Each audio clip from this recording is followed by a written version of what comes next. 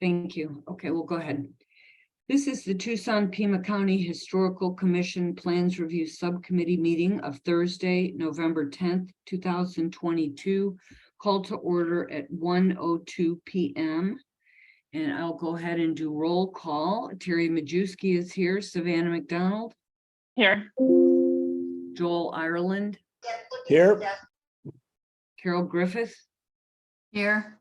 Jan Mulder. Here. And Ricky Riojas. Here. Great, we have a full quorum of 6. And a reminder, Terry, I'm only here till 2. Okay, very good. Before we get started, I just need to say that I need to be off by 3, so we need to move through our reviews as expeditiously as possible, but still conducting a thorough review of each case. Okay, let's go on to item 2, which is approval of the legal action report / minutes for the meeting of October 27th, 2022. Do I have a motion to approve as submitted? I'll move that we approve as submitted. Thank you. Is there a second? This is Joel. I'll second. Okay, it's not a problem. The Joel seconds. Jody? Oh, yeah, excuse me. Yeah, I wasn't there for the whole meeting. You're right. Yeah. So I withdraw my second. Okay. I'll second. Okay, thank you. I just want to keep that clean, Joel, for you since you were accused from that. No, absolutely. I was trying to move things along. Oh, no worries. Okay, is there any discussion on that tome? No? Okay, if not, I'll call roll. Terry votes aye. Savannah? Aye. Joel, should he vote on that or not, Jody? I would probably pass, Yeah, pass, abstain. abstain. Abstain. I'll just say due to recusal at meeting. Okay, sorry, if I don't make the note now, I'll forget. Okay, Carol. Aye. Jan. Aye. Ricky. Aye. Thank you.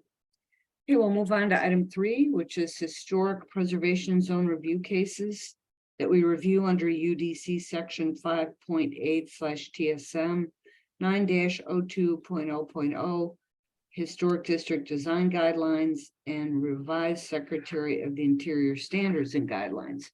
Our first case 3A is HPZ 22086 at 400 West Simpson. It's for construction of an accessory dwelling unit, an ADU, and site improvements. This is a full review. It's a contributing resource in the Barrio Historic Preservation Zone. And Jody, do you have any background on this case? Yes, so this project went to Barrio Historico on October 10th. They had actually 3 courtesy reviews, I believe, with Barrio Historico prior to that, to work through some issues. But ultimately on the 10th, they were approved as presented, with the stipulation that proposed setbacks be waived as being consistent with prevailing within the development zone. And it was approved 2-1, with Hobart dissenting. We had one person who didn't agree with it. There was only 3 members present, which was a quorum. Okay. Very good. And who will be presenting on this case? Dust Architects is here. Okay, and Dust folks, who do we have on your team? So I can get the names correct, please.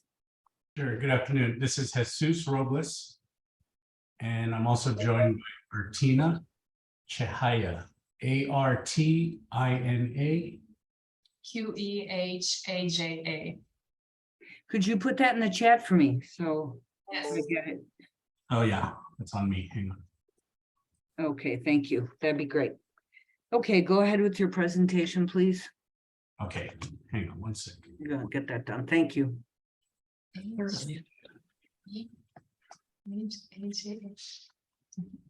All right. Afternoon, this is Jesus speaking. Thank you guys for having us here. I'll be presenting on 400 West Simpson. Share my screen. And can everyone see that all right? Yes. Okay, Oh, no, it's coming up. It's still not up yet. There we go. okay. Sorry, I'm looking for my advancer here. Hello. Hi, Jose. You're actually third on the agenda. Maria misspoke when she called you first, so we're just on the first item. Sorry about that. I'll hold tight. Thanks. Thank you. Sorry, I'm trying to get my Zoom out of my way. It's in front of all my controls.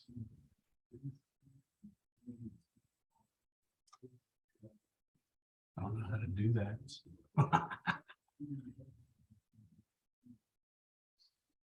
Sorry, hang on one second.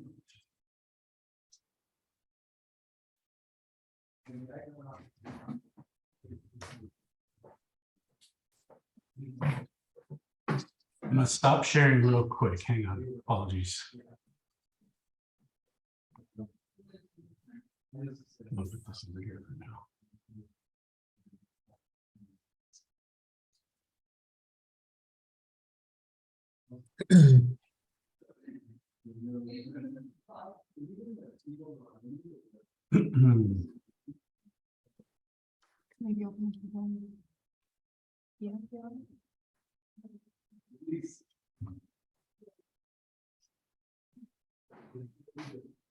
It looks good. Okay, good. I just, Zoom keeps putting the thing in my way where I want to click. Oh, Technical problems. Okay, I got you guys. Okay, so the project is 400 West Simpson, or better known as Elysian Grove Market. The scope of the project is looking at just the backyard perimeter fences and the addition of an accessory dwelling unit. In this scope, nothing is happening with the existing structure. So some of the scope is a construction of a 900 square foot casita on the property. We're looking to also landscape and sort of regrade some of the grading issues that are currently existing. And as we go through the site plan, you'll see some of the things we ran into in terms of survey and easements and encroachments. There's a few shade structures in addition of a pool and site walls that are holding courtyards. I'm gonna skip over this for now. We can come back to it. To get into it, working with Barrio Historico, we're really just honing in on the development zone. For us, we're defining that as a street, Samaniego, running north and south. It's part of Simpson running east and west, and you can see that we have the Carrillo Elementary as part of that. For our purposes, we removed Carrillo Elementary, and we were just focusing on the residential pieces in Barrio El Hoyo. This sheet is just showing our contributing structures and non-contributing structures. Our site is on the corner here, highlighted in yellow. Contributing structures have just a soft gray overlay, and non-contributing are just white. Some images that correspond to what we're seeing from the street.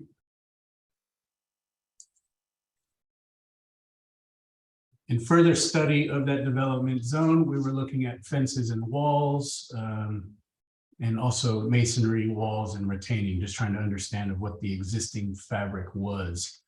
And so in the drawings, anything with a solid line is a solid fence, a double solid line is masonry wall, retaining or at 6 feet. And the dash lines here were just showing a see-through or a chain link or fences that you can kind of see through. And some of that represented in the images here.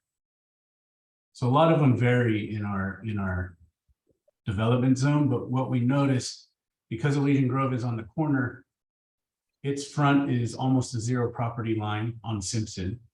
On Samaniego, it holds that same element. Once you get past Elysian Grove on the corner, and you have residences that are addressed on Samaniego, they're pushing a 0 lot line, but their fence is less than 6 feet, and a lot of them are usually see-through, but the buildings are pushing up to the property line. So a further study, we're looking at the figure ground and accessory structures through the neighborhood. The colored in yellow are accessory structures. Both contribute, all of them are non-contributing accessory structures. And some of them are on contributing properties and some of them are on non. But basically what we're looking at is how are they encroaching into the property line historically.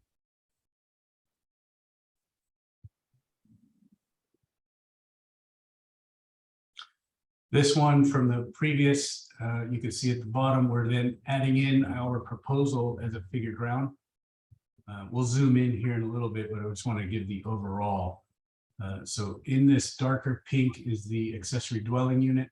We have a wall coming to the street front to sort of address the elevation along Samaniego that you can see at the bottom. And then we have a storage component here at the end of the drive, and then a courtyard wall around. We're proposing to re-fence the whole property perimeter. And I'll get into that here. We found some interesting stuff from our surveyor. Here's a little zoomed in closer look. This study helped us. It was critical for us because as you go down Samaniego, the grade is pitching south, and these historic bungalows or historic, they're not bungalows. The historic structures are pushing up against their property lines. And we're trying to make sure we're in deference to the height, both to the existing market on our property, but also trying not to be taller than the existing structures on Samaniego. And because Elysian Grove has a larger lot, we're trying to slide the ADU in a position to actually go along as if it fit into that streetscape.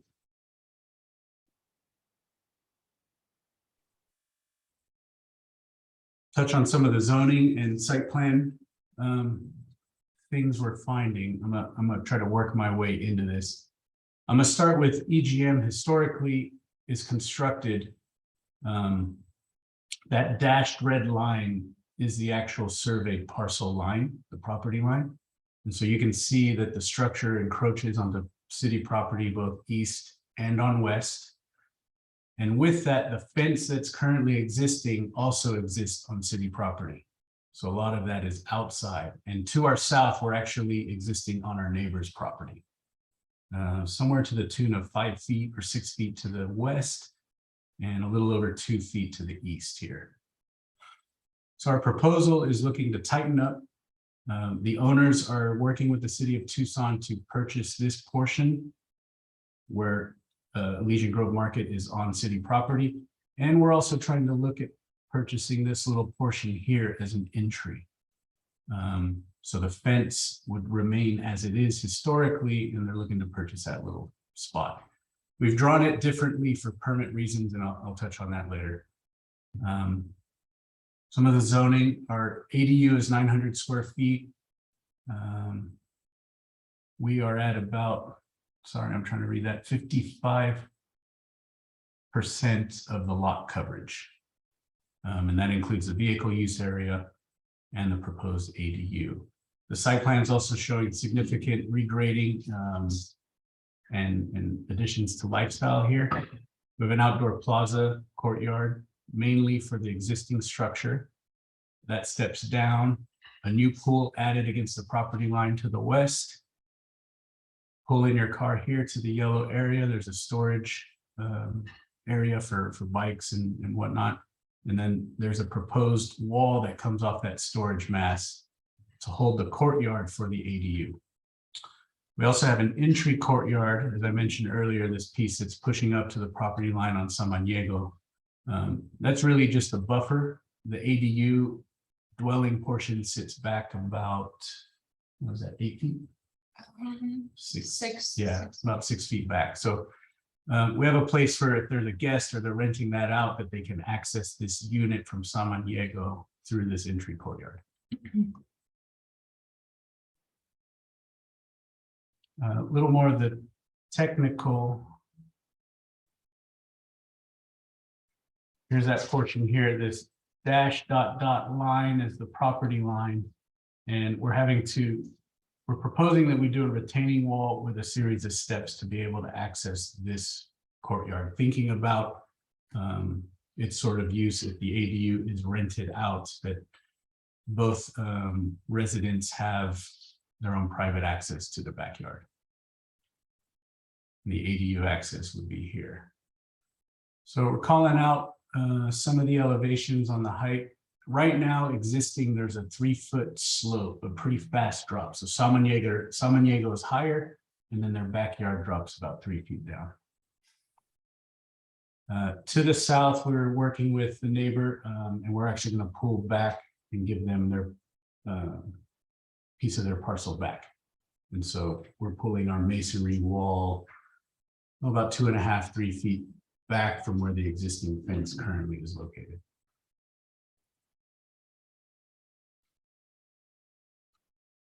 Get into the ADU design and site sections. Cutting through the property north-south through the ADU. We're referencing here on the left the existing part of the market, a regrading of that topography. You can see the dash line is the existing grade.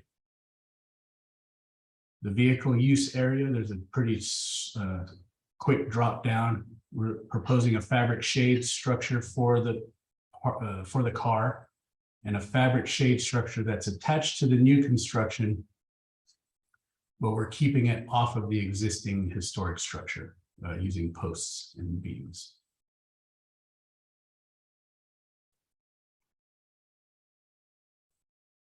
Another image moving the section towards the west that cuts through the ADU courtyard. It is an 8-foot wall here against the neighboring property to the south. But you can see beyond the dashed line is Samaniego. The fence at that property is 6 feet, and we're holding that 6-foot line straight. I'm sorry, it's 6 foot where it's tallest. So when we hold it straight, it's less than 6 feet. And we're trying to use that as our datum to not go above it, even though we're showing it we're a few inches taller.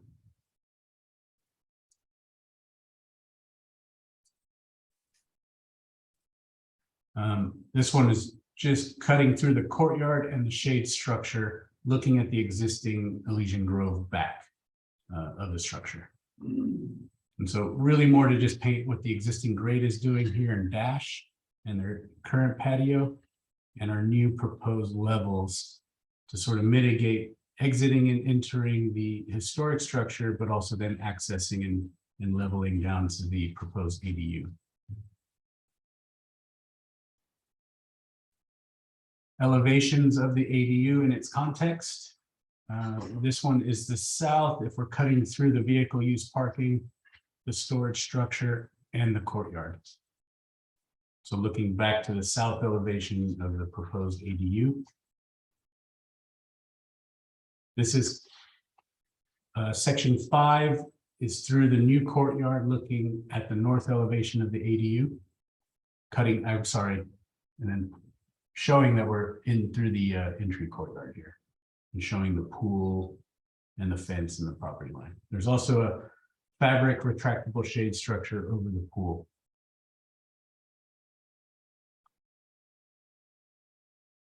Some visualization to help see it. This is looking at Samaniego. The plan is to remove the trees for construction, but we're going to plant equal or more of the trees, mesquites or palo verdes, in their place. This is showing what we're hoping that to be, but the image on the right here is likely what will be just after construction. This for us, we're trying to study the impact of the fabric shade from the street and also the entry courtyard wall in its context against Samaniego.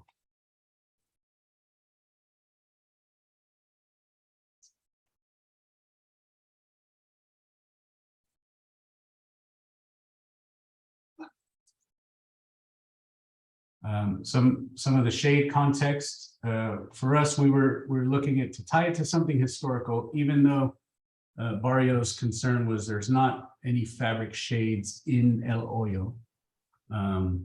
For us, we were trying to find something that responded to the Saguaro rib mesquite ramadas, something that's attached to the building, comes off, is held off with minimal post and beam, and not providing hard shade or protection from rain, but something that's filtering the light in the desert environment.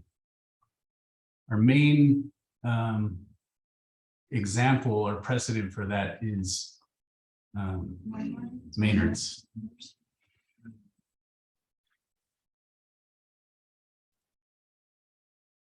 Just looking at shade structures or accessory structures in our neighborhood, this is the alley behind Samaniego in our development zone. Part of our discussions with the client too were to avoid hard shade so that we weren't implying any future use of this could be adapted. As many historic Tucson patios become sunrooms or become extra rooms as part of the house, we were wanting to keep that designated as outdoor space and not imply that this grows over time. So that's also part of the reason for that temporality, that lightness in the structure. This is close to the property line. This garage addition is pretty much on the property line.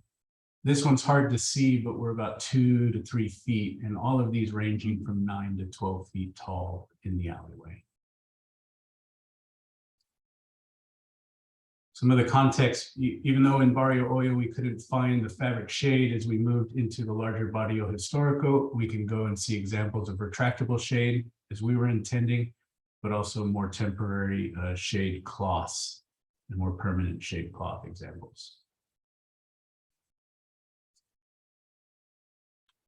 Our clients, Kara and Peter, were very proactive, and so they had already met with their neighbor to the west and their neighbor to the south, and have got these letters of supports and agreements for the design, the walls, the patio structures, and any encroaching structure in the setback. It's a more isolated look at the ADU elevations. On the south side of, on the north side of the ADU, what's facing Elysian Grove, basically in that courtyard, we wanted this to mimic the historical context, be responsive to it. Larger vertical windows in orientation, and sort of a playful distribution as it moves down the facade. As you go to the south, from our studies, we won't be able to see it with the proposed 8-foot wall, but this is a point where we're pushing a little more of the contemporary modern distinguishment with a larger glass window from the living room that looks out to the courtyard. That's also thought about for southern solar exposure, winter gain in the summer sun, solar gain in the winter. And with that 8-foot wall creating this private courtyard. The neighbor is a few feet higher in finished floor elevation, and so their bedroom and their bathroom is actually looking down into this space. So that wall is to also offer a little bit of privacy, as our ADU's finished floor is set probably 2 feet down from theirs. Yeah, 2.5. 2.5 feet. Where we're Yeah. going. Their finished floor, I believe, meets the grade of Samaniego and goes all the way back. I'm not sure if it steps down in their structure, but their front door is at the higher street level, which would be about this door. Jesus, this is Terry, the chair. Do you remind me again, the windows and doors are wood, correct? Oh, yes, they're going to be new wood construction, like custom using a local fabricator here. Okay, thank you. Yeah, thank you for that. The windows vary in their operability, but they're all trying to play on the historic style. But like I said, that southern facade is definitely our turn to the modern with the square window and the larger expansive opening. And then I'll just end here with some of the existing site conditions. It's a notable property. I think many of us know it. And actually, the owners have cut this salt cedar down. So there's a big open space there now. So these photos aren't actually up to date, but this is looking at the existing condition, the backyard. The mesquites will have to remove and replace. It's hard to tell, but you can see in this one on the right here, the slope from Samaniego down. Mhm. And there might be an image with the neighbor's window. It's a bad image, but it's right here. And just elevations documenting the historic structure. And that's it. Okay, thank you. Commissioners, let's go ahead with questions. Who'd like to start? Sure, I just have a few. And to start off out of curiosity, is the historic structure phased such that it will be addressed in like after this ADU portion? Good question. So they're interested in remodeling the western portion. There's no structural or exterior modification, so they might be doing that themselves. The main structure, we have preliminary concepts and structural engineers seen it.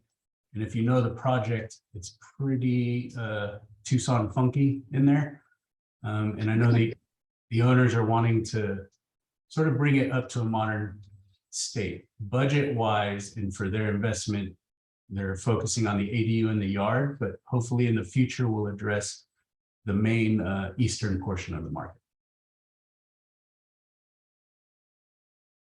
Great, thanks. And then I saw you had like a smooth texture stucco finish on the ADU, and from what I can tell from the historic structure, it's a lot rougher, right? Or what is the distinction there?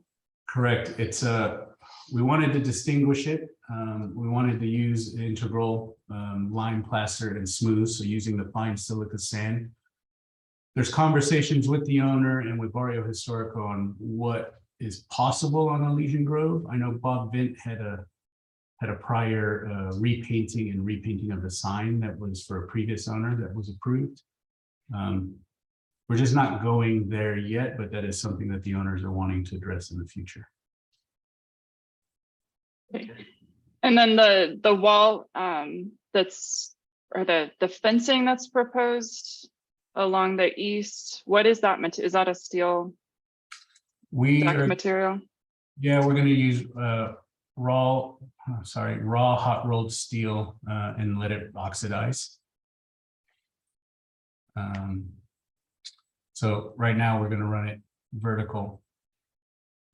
And then at the moment it's at the south where the 8-foot courtyard wall sort of breaks that up. And then we were looking at the masonry of the entry courtyard on Samaniego to also break that up, as well as how we manage the entry into the backyard.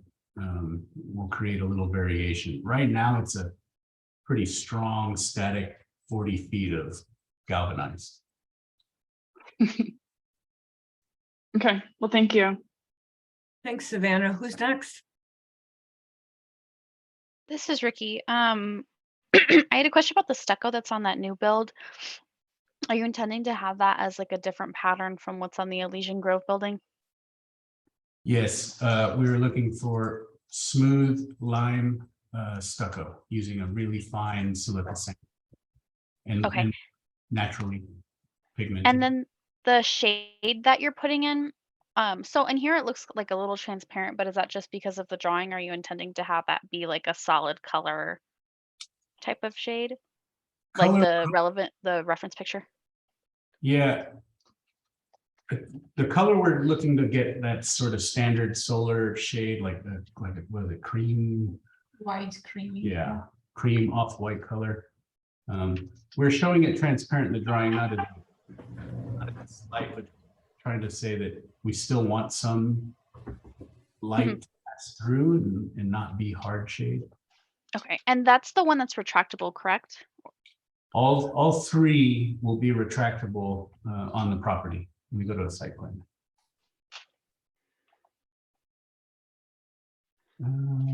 Yes, so if you can see my mouse, there's one for the carport here that's attached to the ADU, and then it comes out to posts, steel posts that are 3 inches square.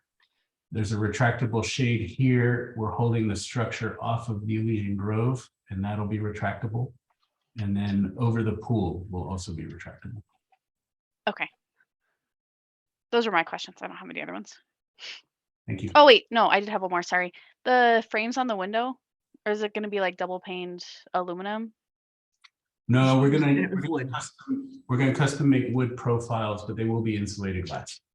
That's But all. they won't be clad wood. They're just gonna be straight up wood, correct? Yes, correct. Great, thank you. Okay, thanks, Ricky. Who's next? This is Carol. I just had two questions. One was on the stucco, on the color, were you going to try to match the building to the front?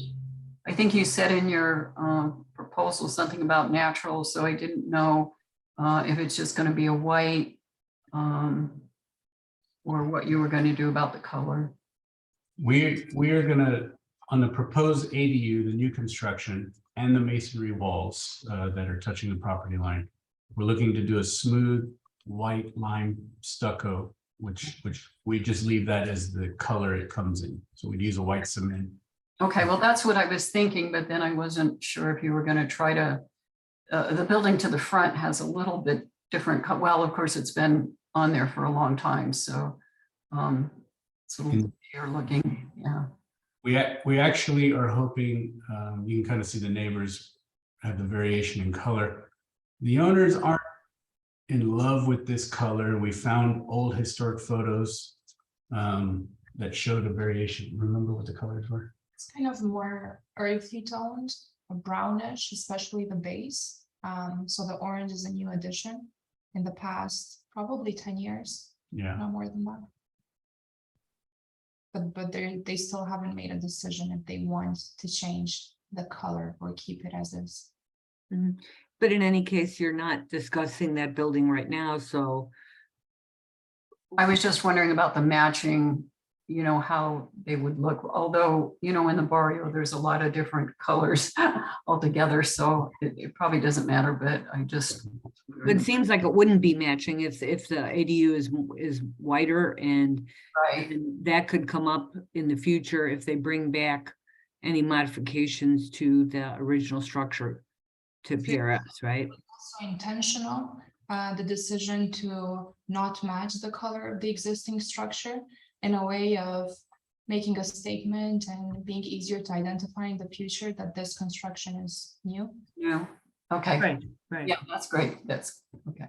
And then Okay. only other thing a question I had is it looks like you are going, well, there is a slope there, but you're going to be lowering the level in the back, is that correct? Or just grading out? With slope? I'm wondering about drainage and drainage related to the historical. To be sure that, anything that's done there isn't going to cause any water buildup at the base of the historical building. Thank you. Thank you for reminding me. Good point. Let me find the section. We are actually going to have to grade and fill and possibly import some fill. Right now, it's pretty poor drainage, and a lot of it is going to the neighbor to the south. So we're looking to grade it, and where we have hard surfaces for landscaping, we're also buffering it with impervious surfaces and basins, if you will. So where we're planting vegetation around, let me go to the stick plan, it'll be a little easier, maybe the colored one. So the white area is being hardscape, and these colored, what color is that? Tan greenish is sort of being a vegetation zone. So managing whatever's running off on our horizontal surfaces into these basins and catching the water. Now we have this hard area here that will probably pitch to this zone and pitch to this zone. We're going to try to hold as much of it on the property as possible. Currently, it doesn't do that. Currently, their whole backyard is eroding to the southwest. Okay. Thank you. Okay, Jan? Yeah, I just had, I think one question, and I don't remember. I remember the previous owner came in for some approvals that not all that long ago, a year or two ago, and I don't recall if that included the sign that you mentioned, if it was the Bob Vimp proposal, but they we're coming in for a ramada off the back of the historic structure. Did that end up happening or any So of the other? I think they were putting in a door off the back and, So what I recall, and I'm glad, because they didn't pull a survey, and short answer, they didn't do any of that work, but I think it was okay, that work, if I zoom in here, that red dashed line is our property line. That work was actually proposing to build it in city property. Something they would have came across later, but you could see that the property line's actually running through the door. yeah, So we're actually, the owners are actually they're working with the real estate department at City of Tucson, and they're looking to purchase where they're encroaching as well as a little more so we can get this this access in. okay, thank you. I didn't think it had because I kind of thought it was off that corner, but I just wanted to make sure Yeah. that, It was Okay. solar panels and a wall that existed in this zone. okay. And then I think there was a new back door and some other stuff, but sounds Yeah. like none of that ever happened. Correct. Okay, thank you. That's all I have. Thanks. Joel, do you have anything? No, yes, but everybody's asked the questions already, so this seems really good. Thanks. Okay, perfect. Thanks for the good discussion. Which one of you is willing to make a motion, or do we need to discuss that further before the motion's made? I'm up for doing it. I think it's a thoughtful project and I'm ready to approve it if you guys are. Go ahead, please make the motion then. All right. I move to, or on the matter of HPZ 22-086 at 400 West Simpson, I move to recommend approval of the project as presented. And before we second, don't we need to mention the approve setback waiver? Waving, yeah. Okay. Can I amend that to include? Yeah, we in second, so you can just change it, yeah.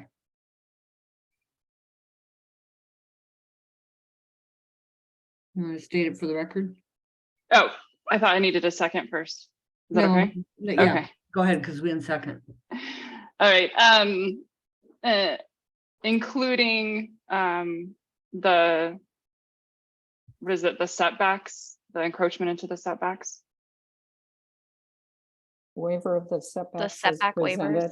Sorry, Yeah. setback waivers.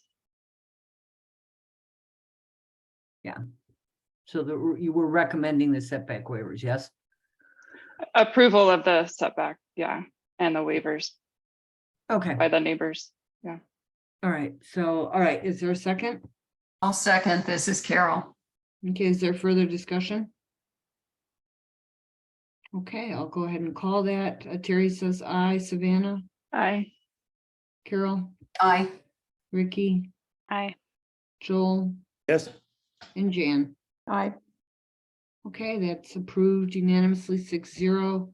Is there any further discussion? I mean, what are the next steps, Jody, is what I meant. They will need to wait for the decision letter from the director, which will spell out all of the conditions if it's approved. And then there'll be a 14-day appeal period during which time they cannot actually submit, but they'll have to revise their plans to address any of those conditions and then submit them. And if there's no appeal, then they'll just move forward with the permitting process. Okay, folks from Dust, do you have any questions? No, all sounds clear. Appreciate it. Okay, thank you very much. And before we go on to the next case, I just want to ask real quickly, who, we have some more people on, who is Greg's iPad? That is Greg Jackson. He's the Deputy Director of Parks and Rec. Okay. Okay, then, who is Rick Saldate? Rick Saldate is our code enforcement liaison in PDSD. Okay. And Ileana, did you say was? She's also from Parks and Rec. And Scott LaBelle, what project? It says you're with BCI Burke. What case are you with? He's with the next one, 3B. 3B, and Jordan, who is Jordan and what's the last name? Jordan, I don't know. I don't know Jordan, sorry. It's Lind, and I'm with Play It Safe Playgrounds. Okay, LIND. LYNDE. Sorry. Okay, and in the chat, please put what your affiliation is. I know Maria, know Michael Brecker, Marisa Costas from Fox, Jody and Michael. Let's see who else is on there. I didn't see Gabrielle.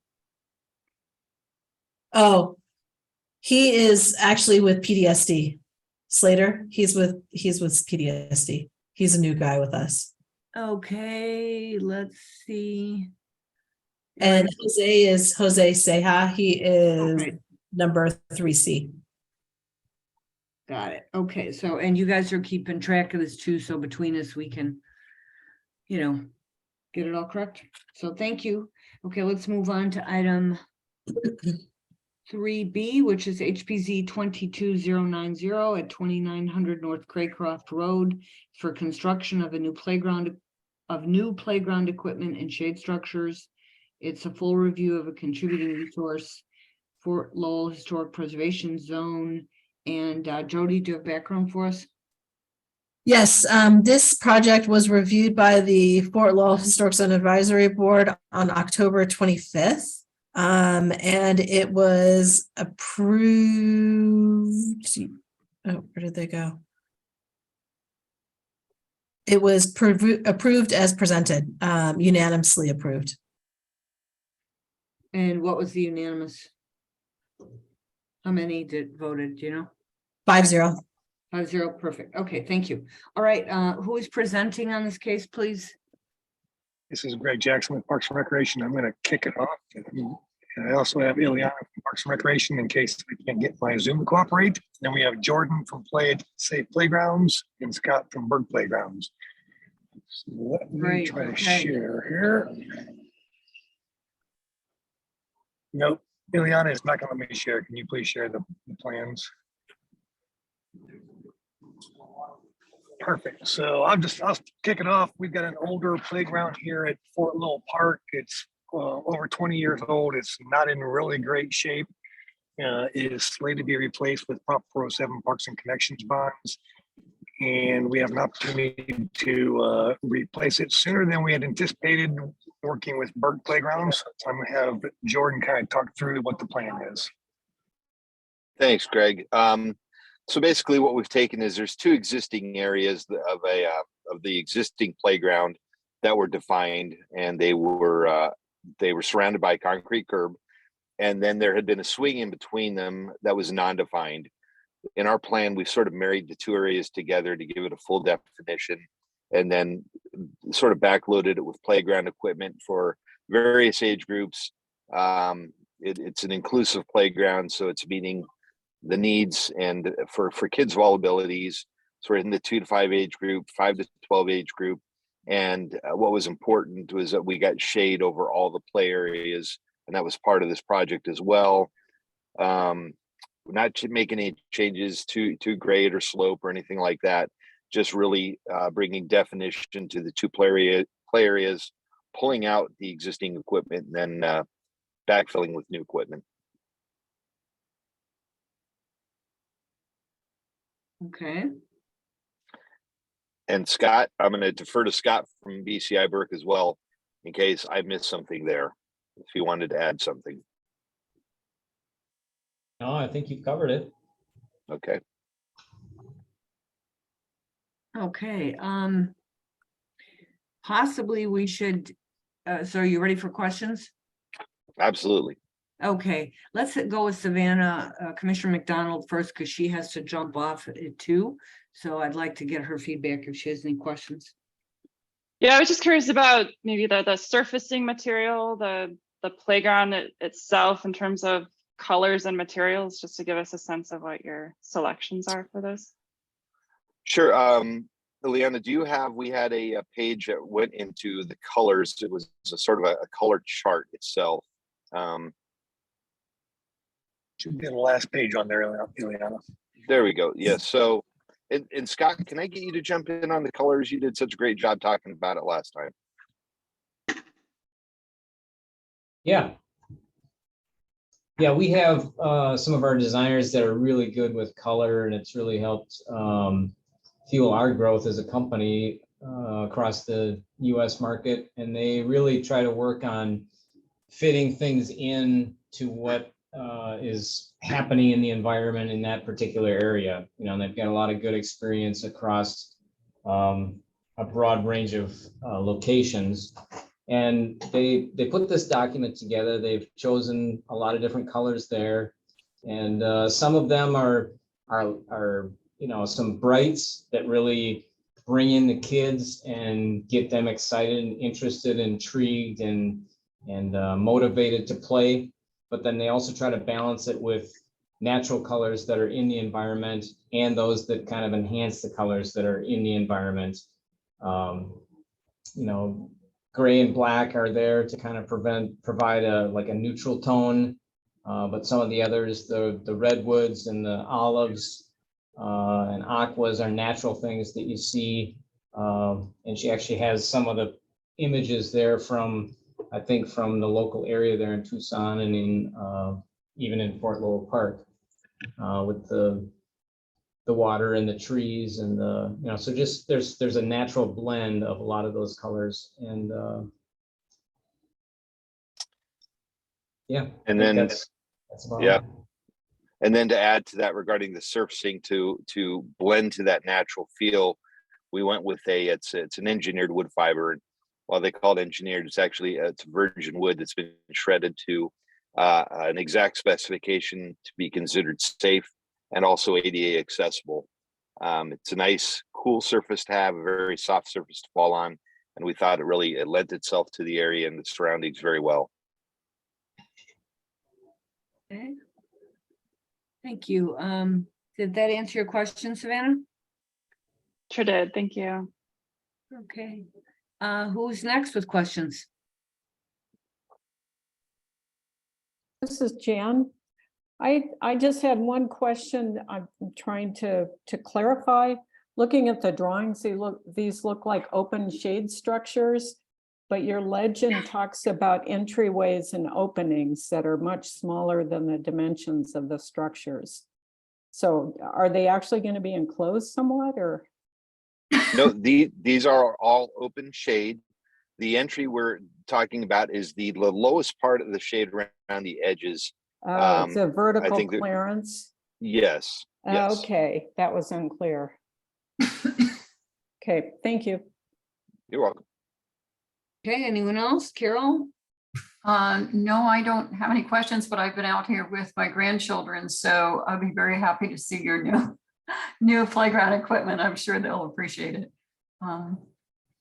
Great. Excellent. Thank you. Ricky? I have no questions. Thank you. Joel? No, I'm fine. Yeah, it looks good. Looks terrific, actually. Awesome. Okay, then I'm open for a motion. Okay, I'll make the motion in the matter of HPZ 22-090 2900 North Craycroft Road, Fort Lowell Historic Preservation Zone. I move that approval as presented. Great, thank you. And who will second? This is Ricky. I'll second. Perfect. Is there further discussion? Okay, if not, I'll call the roll. Terry votes aye. Ricky? Aye. Carol? Aye. Jan? Aye. Joel? Yes. And Savannah? Aye. Great, thank you. Savannah, when you do leave, could you put the leaving time in the chat for me? Will do. Thanks. Okay, we'll move on to 3C. Thank you, everybody. Oh, sure. Thank you guys very much. Good project. Good. Move on to 3C, HPZ 21010, 33 South Fifth Avenue. This is window modification on the west and east facades.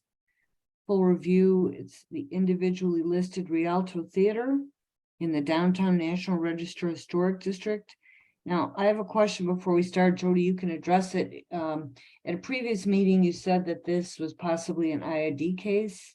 Is that the case or is it not?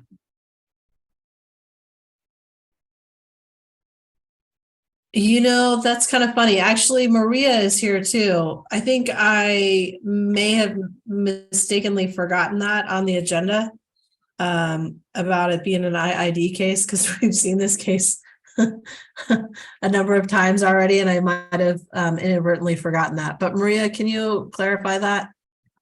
Yeah, Ms. Majeski, members of PRS. No, this is not an IID.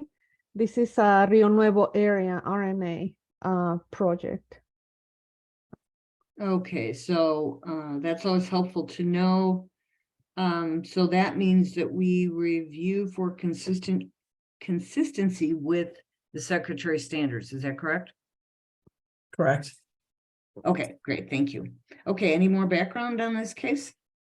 Pass that on to Maria. Maria can provide all the background. Thank you, Jody. Just Ms. Majeski, members of the PRS. This is a case that the PRS reviewed a couple of times back in 2021 and recommended approval. And Jose Ceja is here. He's gonna go through his presentation, but basically they have removed now the originally planned balcony on the east facade on the second floor.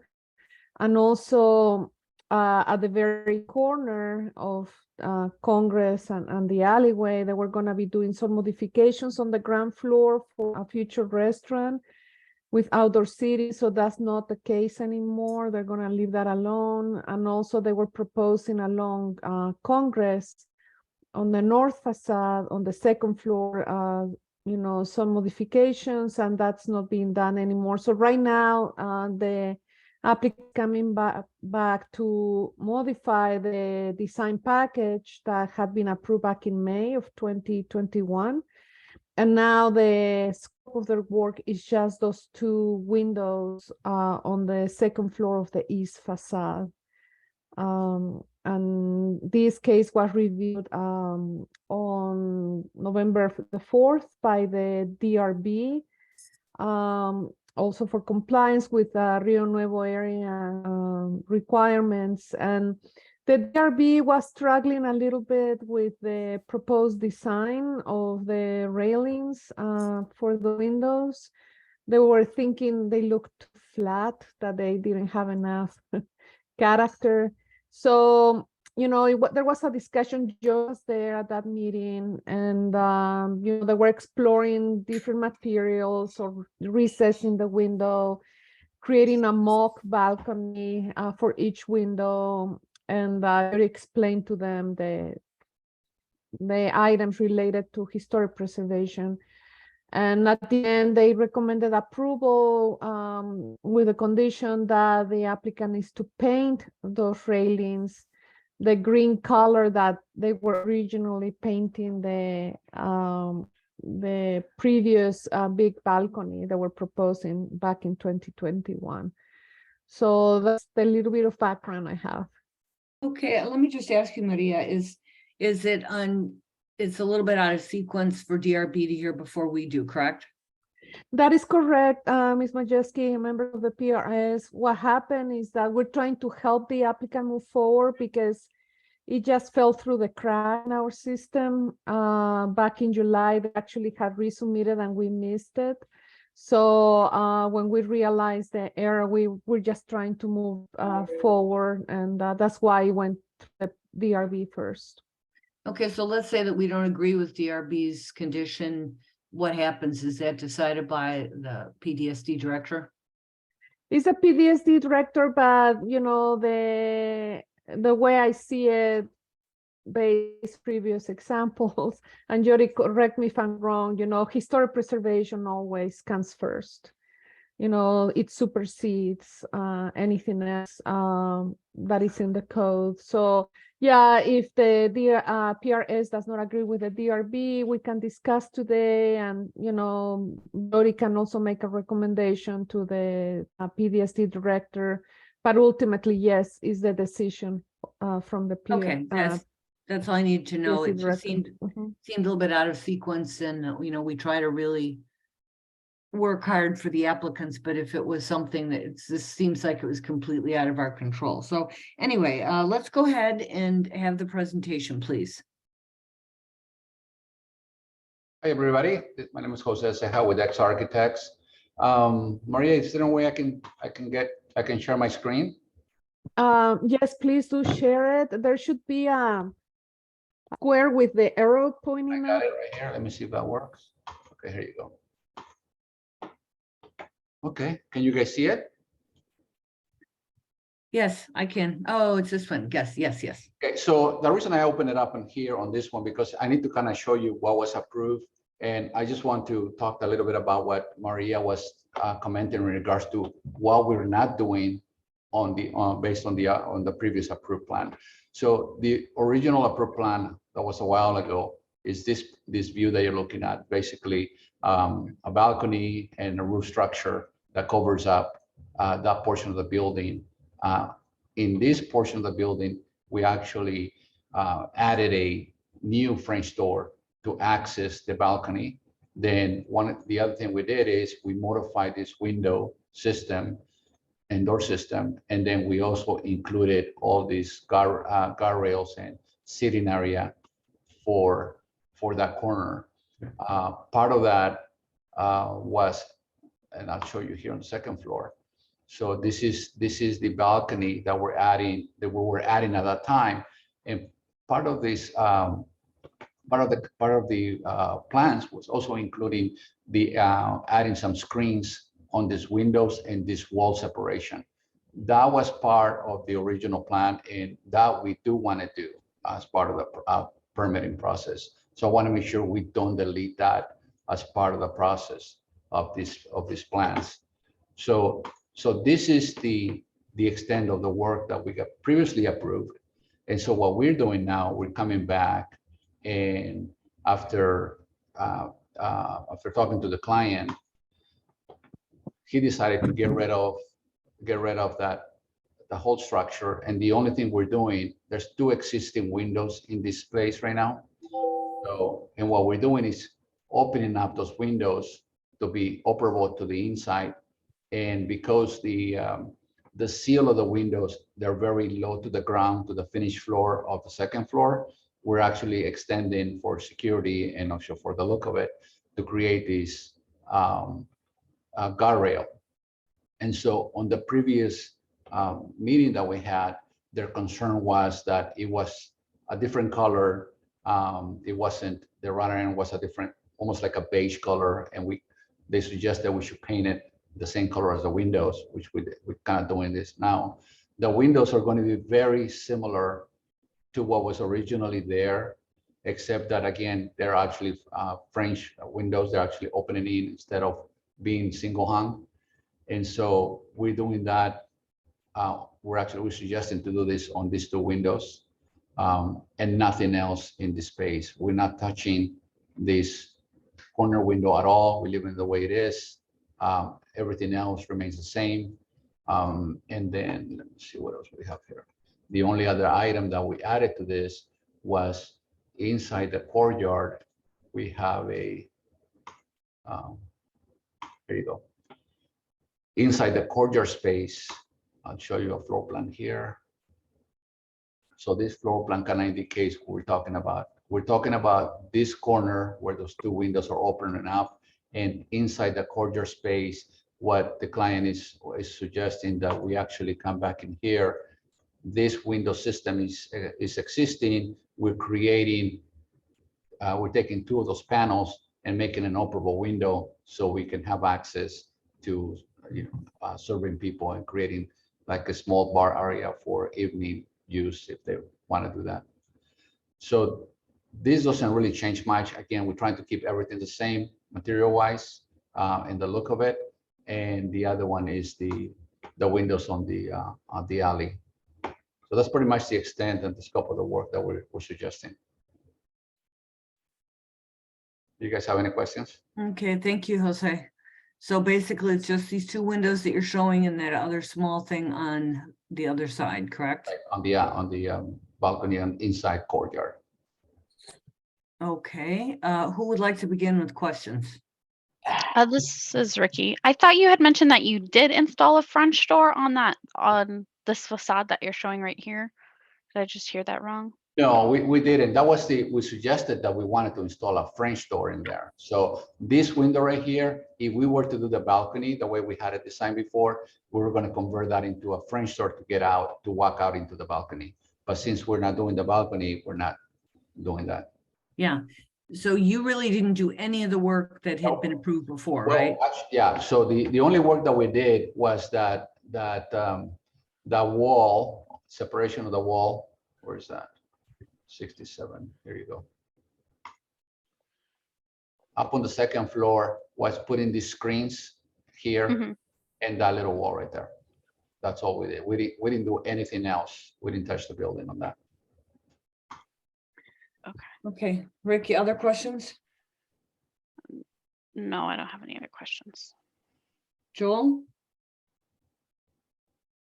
No, I don't have any other questions. I remember this presentation with this picture. We moved from 2 poles to 1, but that's all moot now because we're not doing this. So yeah, fine, great.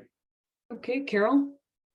The only question that I have is, it looks like on this new facade that the 2 upper windows with the railing are equal size, and on the original, it looks like the one is smaller. So is that just?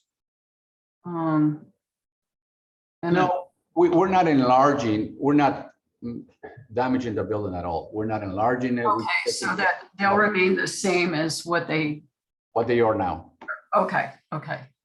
And then your windows are these kind of French door windows are going to be wood, is that correct? That's correct. Yeah, okay. So Carol, for clarification, on the previous version, they were actually cutting down the sill to accommodate a French door. And then Okay, then that's why it seemed, okay, I got you. that's why one seems smaller. Now they're in the existing opening. I should also note that these windows are not the original windows that were originally on this building. These are replacement built windows. Right, exactly. Yes. And they match, in terms of the styling, yes. Yes, okay. The light pattern and the operation match and everything like that. They are not currently wood. So, but they will be changed to wood. Jose, is that actually the case that they're going to be changed to wood? I thought they were going to match the same material that they are now. Yeah, I apologize for that. We are going to match the same material that is there now. But we're going to make it look the same as the original that was there. Okay. And so what is this the railing that DRB wants green like you have it? That's correct. So did you add the green after you went to DRB? Yes. Yeah, they want on our last meeting, they one of the things that came up when we talk about the paint color, we said that they will approve it if we change the color of the paint. Is that correct, Maria? That's correct, Jose. Yeah, that was the recommendation. Okay, but what I'm saying is you added this after you showed these plans to DRB and before you showed them to us. No, yes? Correct. Yeah, after our meeting with the DRB, we modified these plans and sent them. So you're seeing something different than what they saw. They saw with a beige color on it. Okay, so Carrie, is that just something we're gonna have to note in our motion that we saw it with the basically, green? if we let's say we approve as presented, which includes the green color of, if we approve that, the green color of the railings, just because it's confusing when we have the versioning of the plans. And I also am concerned about the plans they need to be very explicit, and Jody and Michael will have to check that so that there's differentiation between work that was done after the last review that wasn't done. It's just very confusing to me. I mean, I get it, but you know what I'm saying? Like someone who hadn't seen it before might not get that. So anyway, that's just my thought. Okay, did you have any other questions, Ricky? I have questions about like doing a motion. Like I can do the motion for it, but I Well, just have we questions. still haven't heard from Jan. Okay, perfect. Jan? Yeah, my question or comment was similar to yours, Terry, and just hoping there's a way to document essentially what things were previously approved that are no longer in place. So there's not kind of a question later that, you know, maybe they decide to add outdoor seating or something and say, well, we have that permitted. That it's just real clear what we're approving now, what they elected to essentially pass on because it's not working. Does that make sense, Jody, these comments? Yeah, mostly. It makes sense. I get what you're trying to do. Okay. All right, so is that it, Jan? Yeah. Okay, so Ricky, did you have a question about a motion? Yeah, so we should note what was changed, like what was actually done for work since the last time we saw these plans. So just noting that they added the one wall in the window and that we're seeing the plans that are different from DRB. I'm not sure that it's necessary to document that, but we could. I don't know. What do you think, Jody? What would be helpful to you? So really the only plan changes is the color of the railing from what you and DRB saw. Right, and if we say, you know, approve as presented, you know, with the green coloring of the railings added or something, so that there's no question about that. Yeah, and that would be your motion. Right, and we don't need to go back and talk about what was done or not done. Yeah, I would kind of avoid that. Okay. I mean, would it be reasonable though to say it's being submitted to replace previous plans? Something, you know, the unconstructed portions of the previous plans or something. No, because I mean, the plans already address that as you go through Okay. With the data their submittal and how they've changed. Okay. He's clouded stuff on his plans to show the modifications too. So Okay. you know where stuff. So, but if there are two plans on file that show different elements, so. They're also dated. They're So- dated and they should be They differentiated. expire. Uh-huh. Okay. All right, does that make sense? Okay. All right, so Ricky, what did you plan? Were there any other comments or can we go ahead and make a motion?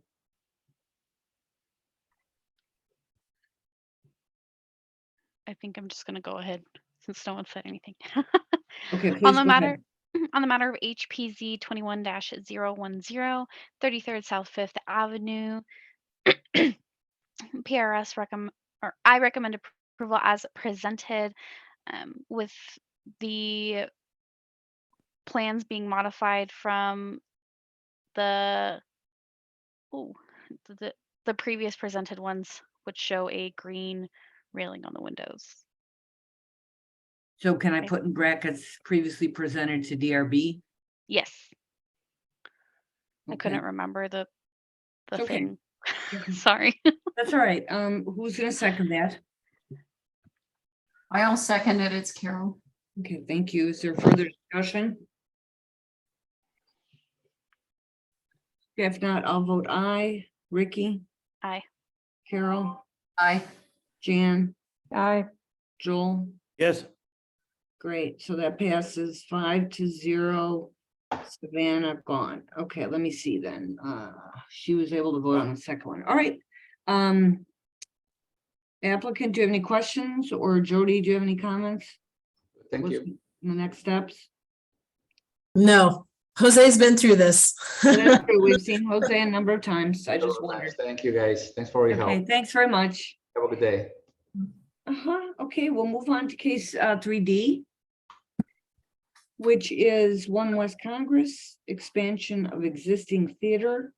This is a courtesy review of an individually listed Fox Theater Downtown National Register District Rehabilitation Standards. Now, is this another RNA case? Right now, it's just a courtesy review, but ultimately it'll likely be an IID case. Will it come back to us? Yes, it'll come back to you. Okay, do you want to give us other background? Yes, so this is a project, I mentioned it before. It had recently been approved for funding, I believe through Rio Nuevo. They're planning to expand the Fox Theater, and it will expand into the space, if you're familiar with downtown, which is currently Brugger's Bagels, or where Brugger's Bagels was. And then there's a number of vacant storefronts along the street that will also be included as part of this, that aren't currently occupied, with the exception of one, which is Ray's Market. The area along that side street also has some contributing storefronts, which Michael Becker will talk about. But it will be an IID project. And right now it's just a courtesy review for you to get a feel for the project. And I'll pass it to Michael and Bonnie, who's from Fox Theater. Okay, thank you. Go ahead. Great. Hi, everybody. Michael, you want me to start off? Yeah, go for it. Hi, I'm Bonnie Schock. I'm with the Fox Tucson Theater. I'm the executive director. Thanks for having us here today. A little tiny bit more background on sort of the status of this project for everybody's awareness. We are in process of purchasing this property. We anticipate that the close will happen by the end of this calendar year. And then we'll go from that point, we'll move into a more detailed design process. And so what you're seeing today, I'm sure Michael will talk about this a little bit, is really concept phase. We're in very early process, but we really wanted to have the opportunity to come to you early and have a conversation, get your initial input and feedback on the kind of direction that we're going. We anticipate this project is at a probably minimum 5-year time horizon overall for now till potential completion. And so there's many steps on the way, and we're thrilled to be able to have an opportunity to share with you early in the process because of how vital this corner is in the historic area. So thanks so much for having us. Thank you, Ms. Schock. Go ahead, Michael. Yeah, so I'm Michael Becker. I'm an architect with Swam Associates. Thanks for letting us present today. Appreciate your time. I'll try to keep this brief. I know I was a former PRS appointee, so I will move through this quickly because I know these meetings can go on for a while. As Bonnie mentioned, we've been working for a few months on this for a concept design level. They've been in negotiations with the property owner for some time, so it was all kept confidential until basically 2 weeks ago when we presented to Rio Nuevo. They did approve some funding. It's not all the funding we need. So again, as Bonnie mentioned, we have more fundraising to do and a whole lot more work to do. So what you're seeing today really is just our initial concept design. We hope to start sort of, full design, beginning of next year sometime and really get back into this. Our intent would be to come back to you, at least, 1 or 2 more times before we come for a decision, just because of the importance, again, of the Fox Theater and this corner and being in the downtown historic district. There's already a lot of interest in the project. We got a lot more press than I expected, which was great. But anyway, let me share my screen and we'll just jump into it, unless anyone has any questions to start off with. Go ahead. All right. There we go. Can everybody see that? Great. So this is the new concept that we have. It's, as you know, the corner is the existing Brugger's Bagels, which is closed.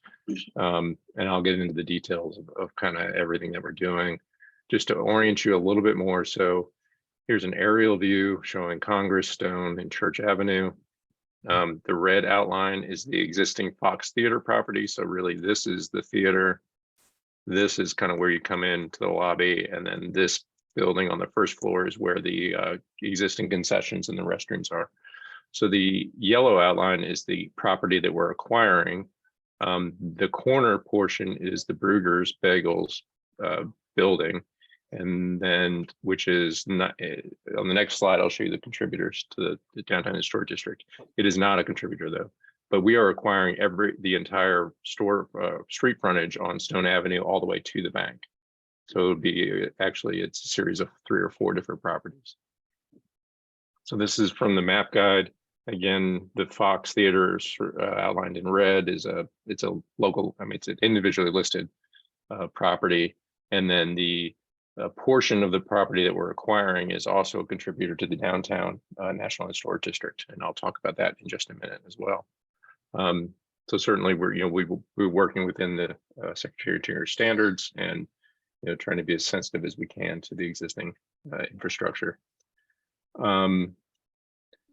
I just have a couple of quick context slides, just so everybody kind of knows what's in and around this area. So this is standing on the corner of Congress and Stone, looking northwest. So the existing Brugger's building, you can see the Fox Blade here on the left.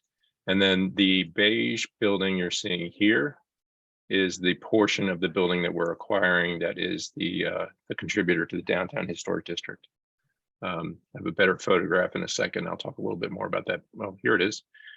This is, again, looking down Stone from the kind of looking southwest. Again, this building is basically it's a 1950s modernization of some 1904 buildings. Kind of when you read the inventory form, it talks about how what was happening in downtown in the 50s was they were trying to compete with some of the development happening outside of downtown. So there's a whole series of facade modernizations that happened throughout downtown.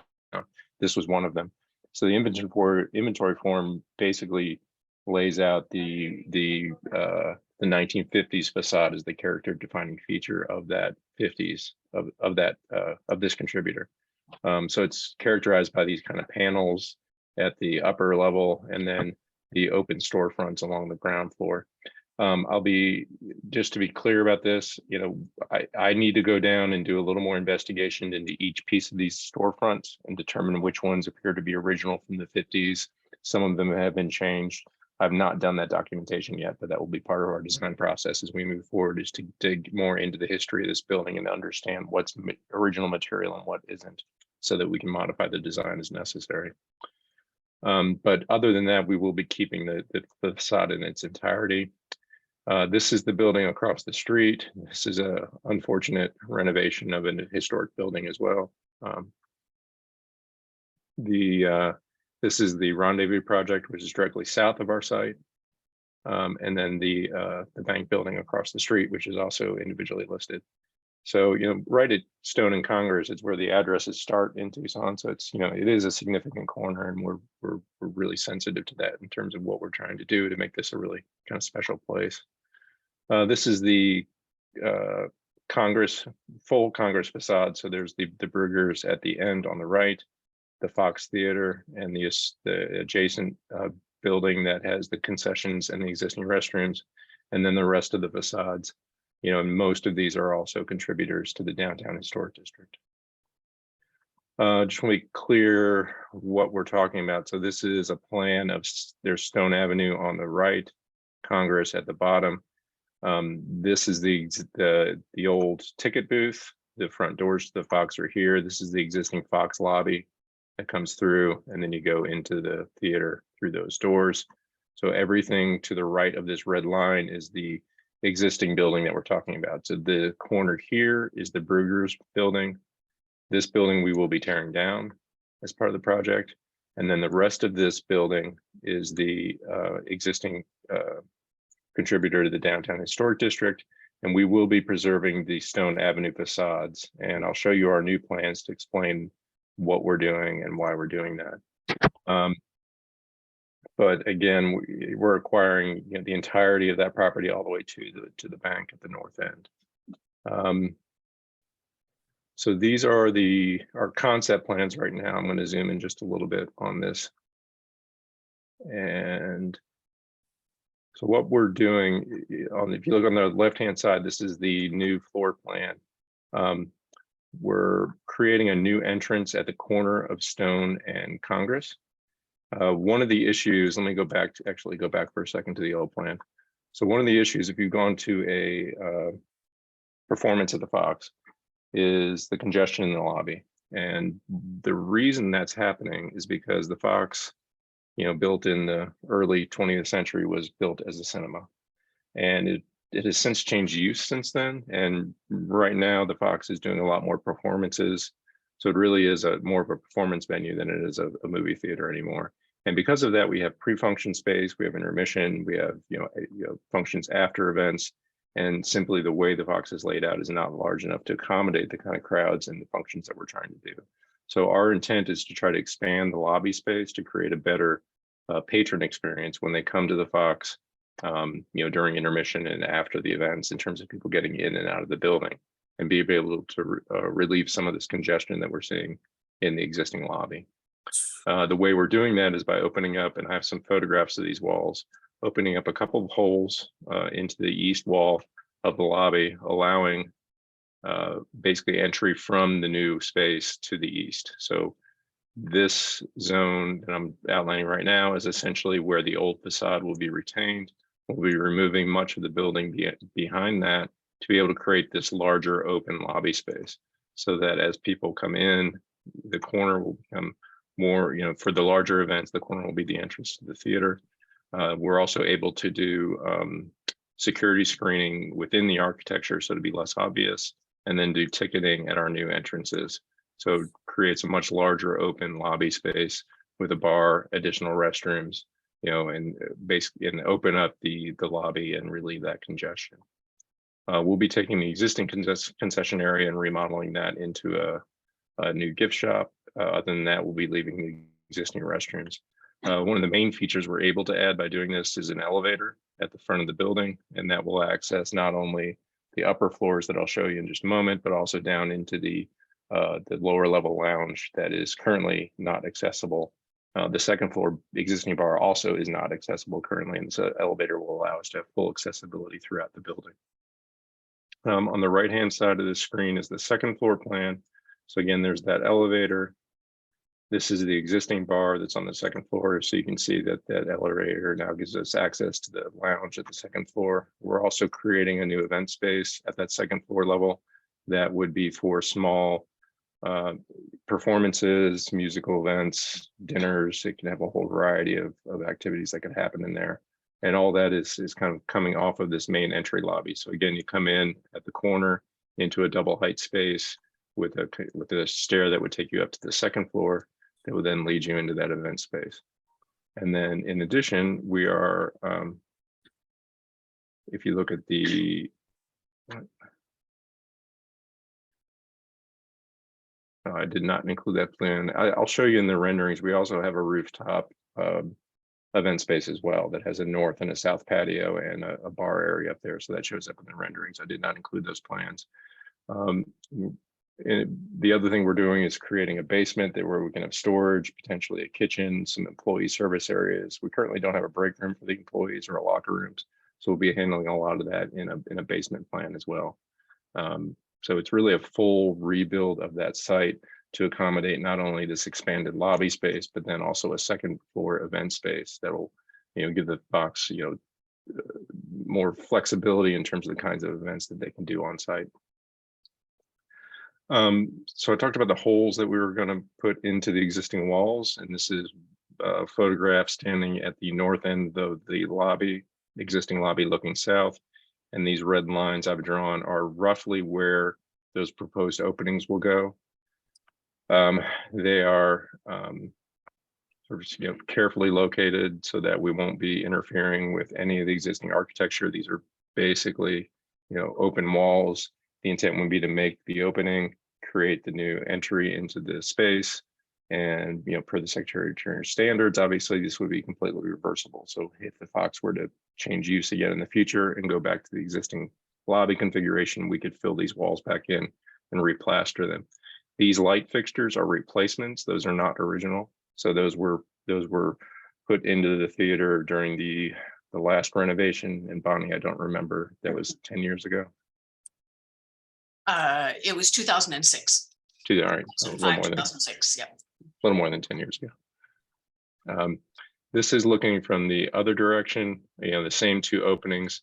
This is an existing drinking fountain that is mentioned in the landmark or the individual listing as one of the features. So obviously we're not going to be changing or moving that existing drinking fountain. That was added in the 50s as part of the renovation. I think those of you that are familiar with the Fox, you know that when the 2006 renovation was done, it actually took the Fox back to the 1920s original appearance and removed much of the 1950s additions that were done to the marquee and to the blade. But this was the drinking fountain was a 50s edition that was retained in 2006, and we'll keep that in place by placing these new entries on either side.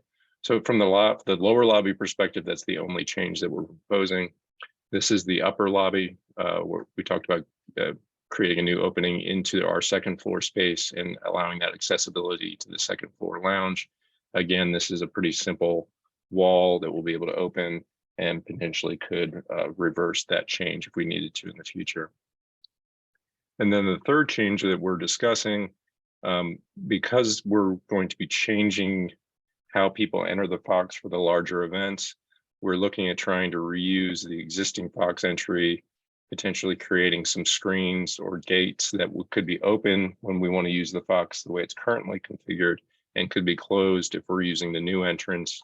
And then this could act as breakout space, again, additional space for the lobby. One thing we'd like to consider doing is replacing the existing doors. They're currently a solid panel door. They're not historic. They're a standard, hollow metal door. There are some photographs from the 50s where they were glass, and it's a much better experience where you can kind of see through into the theater lobby. These are decisions that we have, as Bonnie mentioned, we have some time to make as we move through the design process, but just so you all know kind of the things that we're thinking about and how we're approaching this and why we're doing certain things. It would be great if, we would keep this screen. If we had these screens, they would stay very open. We could add some furniture to that patio space. Then you get the visibility all the way from the existing lobby out to the street and back in, so you could start to see that activity happen. Here's the other plans. They were just out of order, of course. So on the right is that rooftop bar kind of terrace space. There's the elevator that brings you up there. This would be the bar in the center. We're holding that back from the edge of the existing roof. So you'll see in the renderings, we're letting that existing facade kind of poke forward from the rest of the building. But we are providing some restrooms and some staging space and other things on that rooftop terrace. There's kind of a north terrace and a south terrace that could be used either together or individually. And then this would be the basement plan. This large area that's hatched is the soil that we would be retaining, so that the existing facades, which are about here, we would not disturb their footing. So we'll be doing a lot of work with the contractor to make sure that we shore up that existing building, and we're able to ensure that it's safe and makes it through the construction process. But down on that lower level, we'll have, again, a kitchen, locker rooms. Here's the elevator that comes down and then gives access to that lower donors lounge that we discussed. We've been looking, in looking at the architecture, it's obviously we're building next to this iconic theater. And as an expansion of the theater, we've been looking at some of the detailing and some of the architecture that's inherent in this sort of Art Deco building. It has, the interior of it has almost some Egyptian motifs to it, but it has obviously a lot of different decoration. Some of the things we've been focusing on are this kind of crackle pattern that's behind the Fox logo on the blade sign itself. There's a lot of kind of detailing in different areas, the guardrails, the main light fixture. We don't have any interior renderings for you to see today, but we've always thought about the bar as becoming an interpretation of that light fixture in terms of how it could be a lantern. You could see it from the street. But there's a lot of rich geometry that we're going to start to draw from to inform the design. But we are doing a contemporary modern, event venue on the corner. So We're not mimicking in any way the Art Deco architecture, but certainly trying to be sympathetic to it and have some echoes of that geometry in the building itself. These are just the static facades or elevations. So this, obviously the existing Fox is here. There's the blade and the marquee. One of the issues that we have, or the Fox has, is really with the existing marquee. Let me jump back real quick in the slideshow. If you look at this photo again, you know, as you're driving down Congress or coming down Stone, because of the street landscaping, the marquee is actually can't be seen until you pass the building. Obviously pedestrians can see it, but from the vehicle perspective and the way the Fox is perceived, it becomes a bit problematic. So it became part of our inspiration for what we started to do with the new facade. In terms of, you know, looking at some of the geometry of the building, extending these lines horizontally, creating a new marquee kind of in that same space as the existing marquee, but as a modern kind of digital marquee that you'll see in the renderings. You know, the street frontage where this element, which is a screen element that I'll talk about in a minute, that exists at, you know, right at the Congress property line, but the line that you're seeing above of the bar and the rooftop elements, that's held about 20 feet back. So we're making sure that our building is not taller than the existing Fox building, and certainly isn't taller than the blade as it's perceived from Congress Street down here. We also wanted to create that rooftop experience so that someone standing, you know, on that south terrace would then be able to stand at the edge and look down and see the blade and be able to, you know, basically have that visual connection back to the existing theater from the new space. And then this screen element that we're using, we're using it for a couple of things. One, to unify the facade as it rounds the corner. We're also using that same crackle pattern from the Fox blade as the fins in this screen wall, and the screen wall also functions to shade the glazing. So we'll be tuning this over time in terms of its depth and opening size to make sure that we're able to both improve the thermal performance of the building because there's so much glass on the corner, but then we're also using the geometry from the Fox to relate to that. You know, a lot of what we've talked about is opening the building up to the corner, having a lot of glass, but then also creating this sort of new proscenium from the street into the building that you pass through as the patron. So sort of moving from the streetscape into the theater space through this kind of portal entry that compresses you and then brings you into that double height space inside the building. This is the Stone Avenue facade. So this is that existing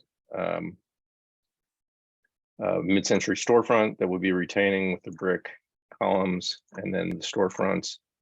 You can see the screen wall, you know, turns the corner and comes down across the top of this facade, but it's set back. This is the wall of our second floor event space that's also set back from the existing facade. So again, this 50s facade is the most prominent thing as you're walking down Stone Avenue. And then when you get to this point where the Brugers would start, this is a glazing system that sits back a couple of feet, and then it also curves around the corner onto Congress. And then you're just seeing that same entry piece from the other angle in that drawing. So to jump into the renderings. So this is from the corner. In this rendering, it's not showing up, but this is what we were talking about is that digital marquee. So I have another slide that'll show that actually with some information about Fox events on it. The existing facade to the right, you know, a lot of our thinking was about having this be very transparent so you can see the activity from the street. You know, within the ID and the RNA, there's a whole lot about, you know, having street level activity, being able to see the activity inside of the building. So we're really trying to play that up as much as we can so that this is an exciting kind of new event space in downtown that's adjacent to the existing Fox Theater. This is looking east on Congress. Again, the existing Fox, then you can see our building as it wraps around. You know, in terms of color, I'll just talk about that briefly here. We've gone through about 7 or 8 different color schemes. So we're still actively working on kind of what colors these would be. We've gone from a pure white scheme. We kind of settled where we are today as more of a neutral scheme that would tie more into some of the existing colors on the exterior of the Fox itself. So this is the aerial view. In this view, you can see that kind of digital marquee, how that works. There is some great new technology. These are really thin film LEDs. They're tunable. They're transparent from the inside of the space, so you can see out. And then they're also dimmable. So at night, they don't need to be as bright in the evening as they are during the day. And then obviously we would turn them off. We'll be working with the dark skies and with the PDST to make sure that these comply with all of the required ordinances for that.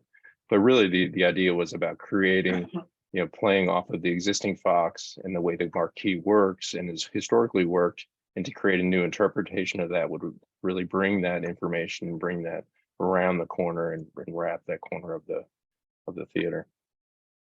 We did a couple of just sort of night views to show how this begins to look, as it's illuminated from the evening.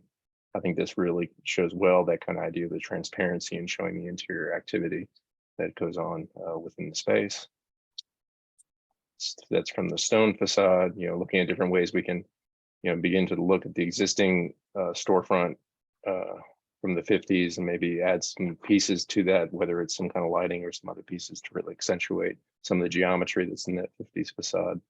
But again, the digital marquee with the new entry piece here. And you're looking up and seeing the ceilings at the second floor. And that's from the corner. And that's my last slide. So that's where we are today. Like I said, this is really just a concept. We're here for feedback. Bonnie and I have talked about, doing, between different patrons and different people that are involved with the Fox, getting a lot more feedback on this design, because as I said, we've had to work sort of in a vacuum for a little while. There's a tremendous amount of interest. So we're definitely listening to everyone and want to move forward in a way that's going to make this a really special place for Tucson.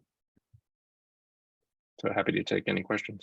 Great, thanks, Michael. I'd like to just ask a question. How much have you talked to the city preservation officer about the fact that the Fox is significant at the national level? And, have you considered, impacts on the continued, eligibility of the Fox at that level?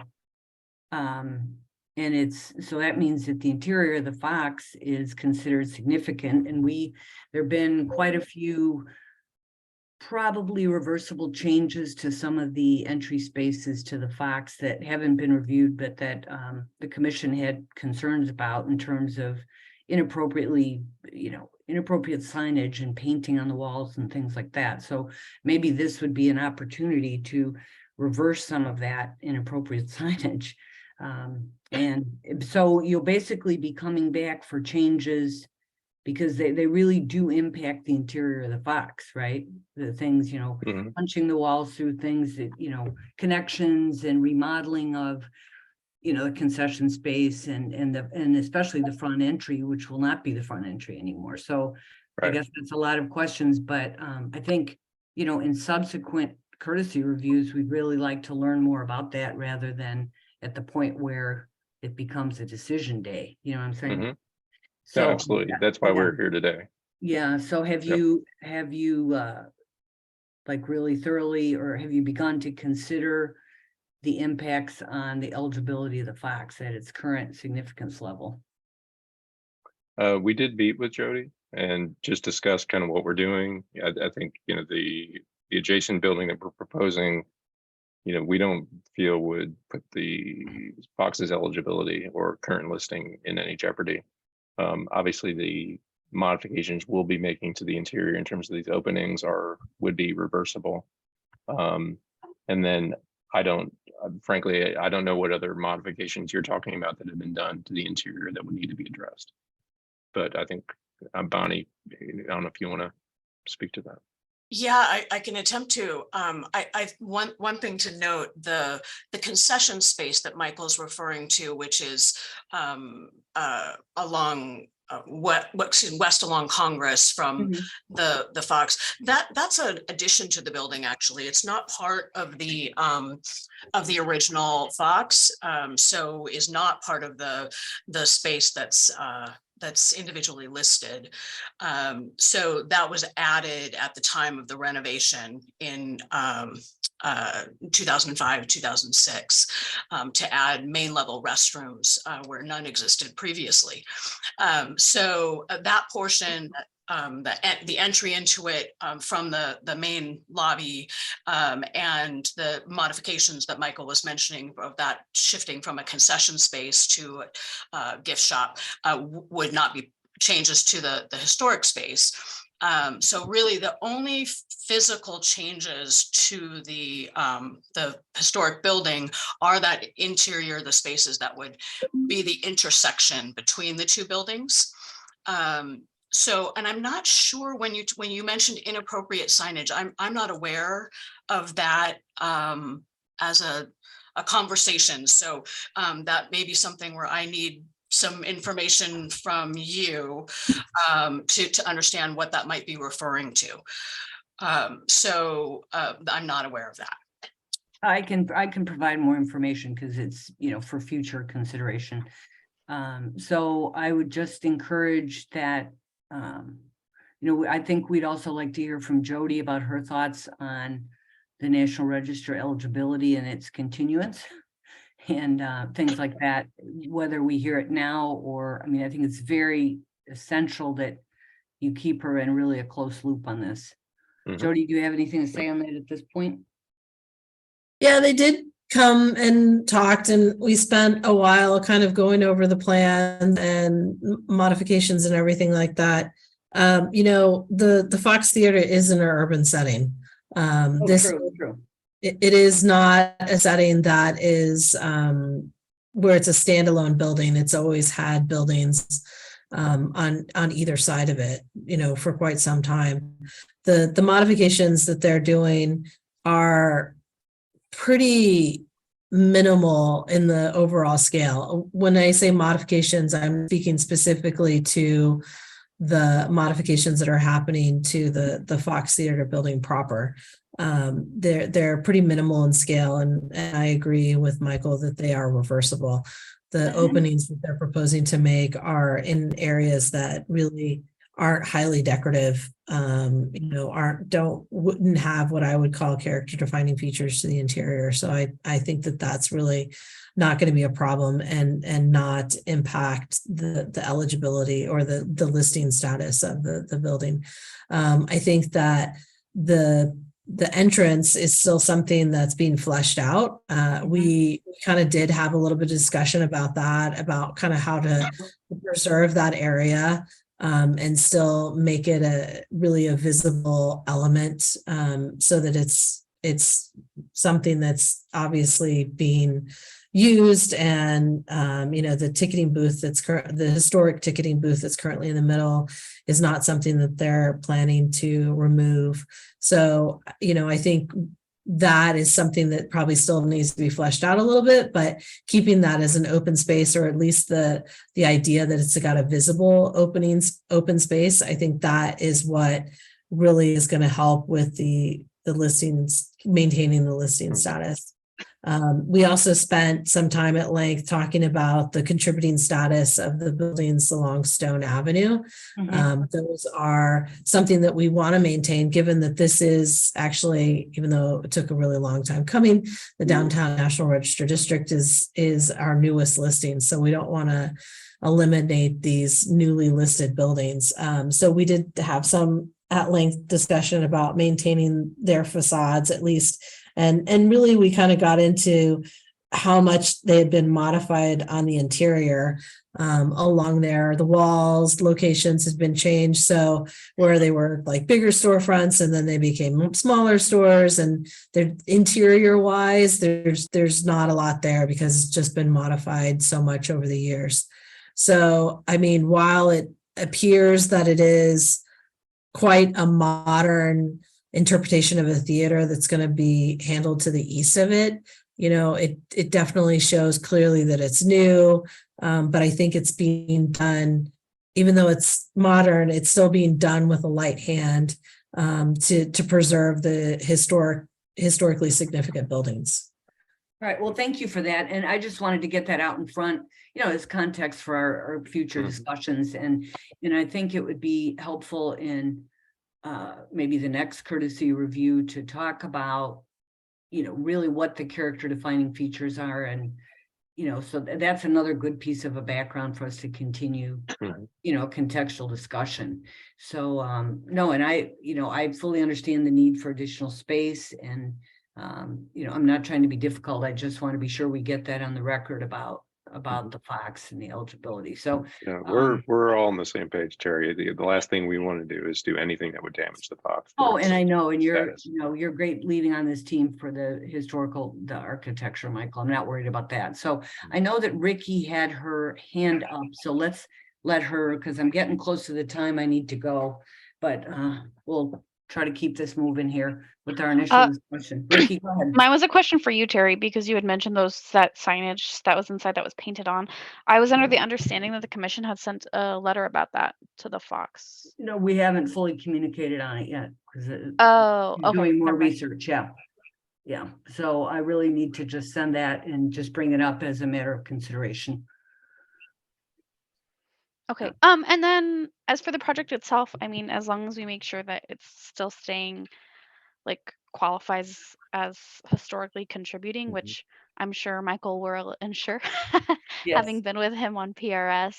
I do think it's a really neat project, and getting to see it expand, especially considering that 20 years ago it wasn't even in use. So Right. it's really nice to see it get new life and continue to expand, and I'm excited to see where this project goes in the future. Well, great comment. Who else would like to comment? Jan? Yeah, I'll echo. I mean, it's exciting and neat to see this happening. One of the concerns I had was just the preservation of the original entrance, and I think Terry and you are talking about that, and Jody's all over it. So I personally like your idea of the glass doors in front to kind of open it up further. I was walking by this morning and just kind of noticed how odd the wood doors look right there. And I appreciate that you're preserving that facade on stone. My initial concern had been that this structure just felt like there was a lot going on and it might dominate or detract from the Fox. Seeing your presentation, I'm more comfortable with it and kind of the considerations you've taken and the reasons, and the scale is a little clearer in your presentation materials than maybe the renderings I'd seen in the paper or wherever. So thank you. Okay, thank you, Jan. Joel? Yes, thank you. So just going off that a little bit, I do think that original ticket booth is kind of the character defining feature of that theater. So I was very concerned about that too. And as it relates to the other entrances that'll come along, I hope have a view to stressing that entrance is one thing to preserve it, but it's also another thing to have it as a marquee feature, excuse the pun, or as just something that we just sort of will board up from time to time. I think it ought to be, it's the defining feature. So I hope we stress it rather than take away from it when we design the other entrances. The other thing is, when I first saw the initial picture of the sweeping curve that goes around the front of the Brugger's Bagel building, my initial thought was Bourbon Street for some reason. And so I'm wondering what that feature is intended to do or show or stress. That's kind of a question. Sure. So the idea of bringing that feature around the corner is really to kind of unify the two facades on Stone and on Congress. And the way that feature kind of sweeps up and then comes over the top of the existing 50 storefronts on Stone.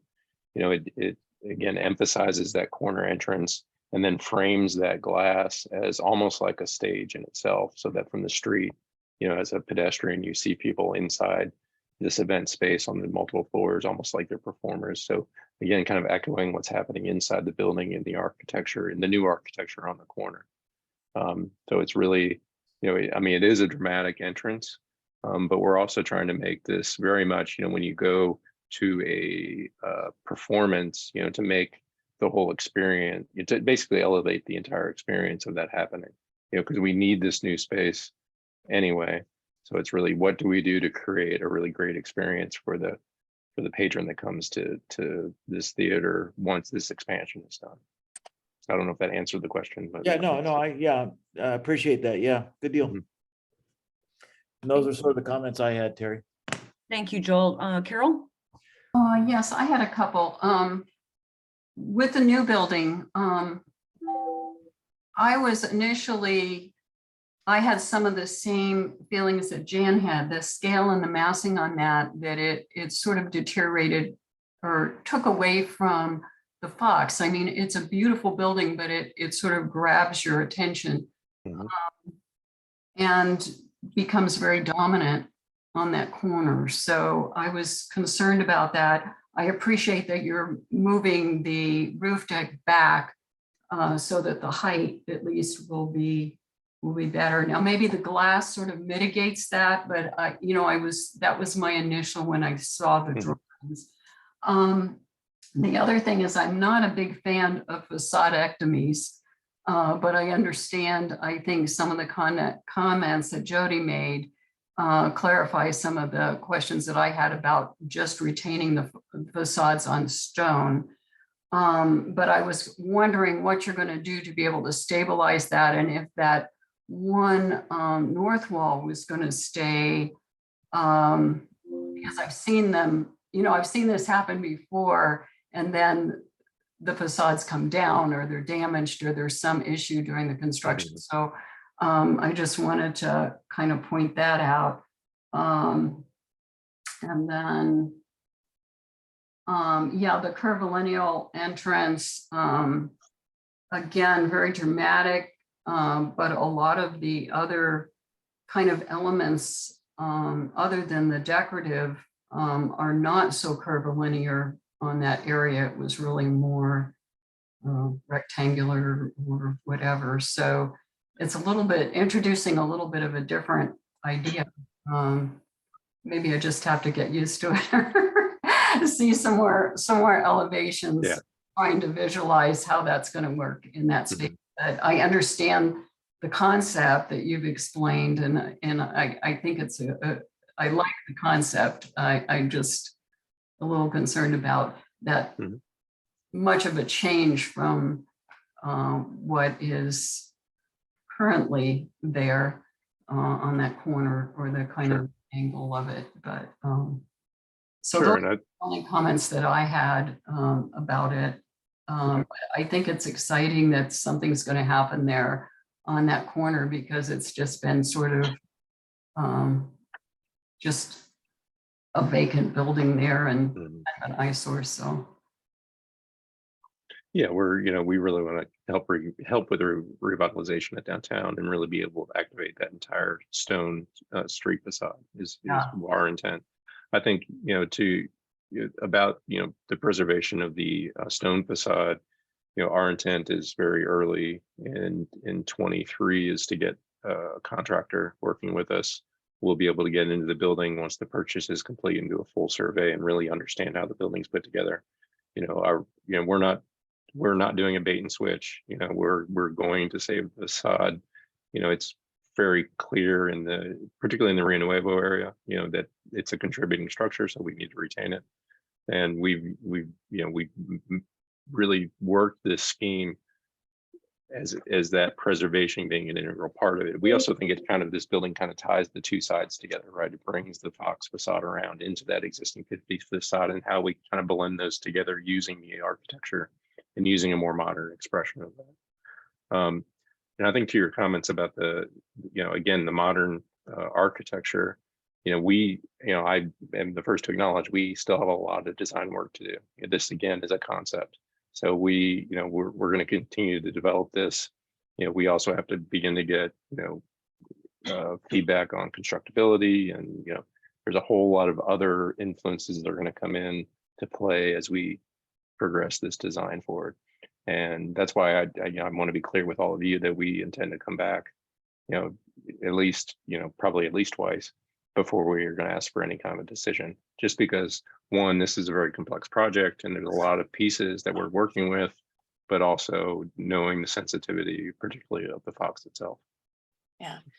I'd love to add to that for just a second. I appreciate Mhm. everybody's comments about the status of the Fox Theater itself, the existing theater, and how vital that is. It's really the impetus, honestly, behind the whole notion of expansion is a preservation of the operational capacity and sustainability of the Fox as a theater and auditorium space. And so a huge part of the impetus behind this is to build space that's compatible, that reinvigorates the life of the existing Fox Theater and continues to make it sustainable over the next, hopefully, 100 years.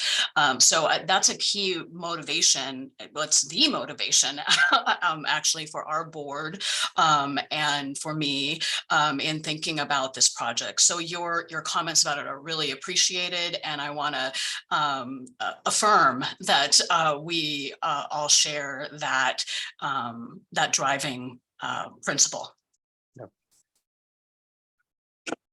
Well, thank you very much. And thanks, commissioners, for that. And we look forward to seeing this develop, because it really is,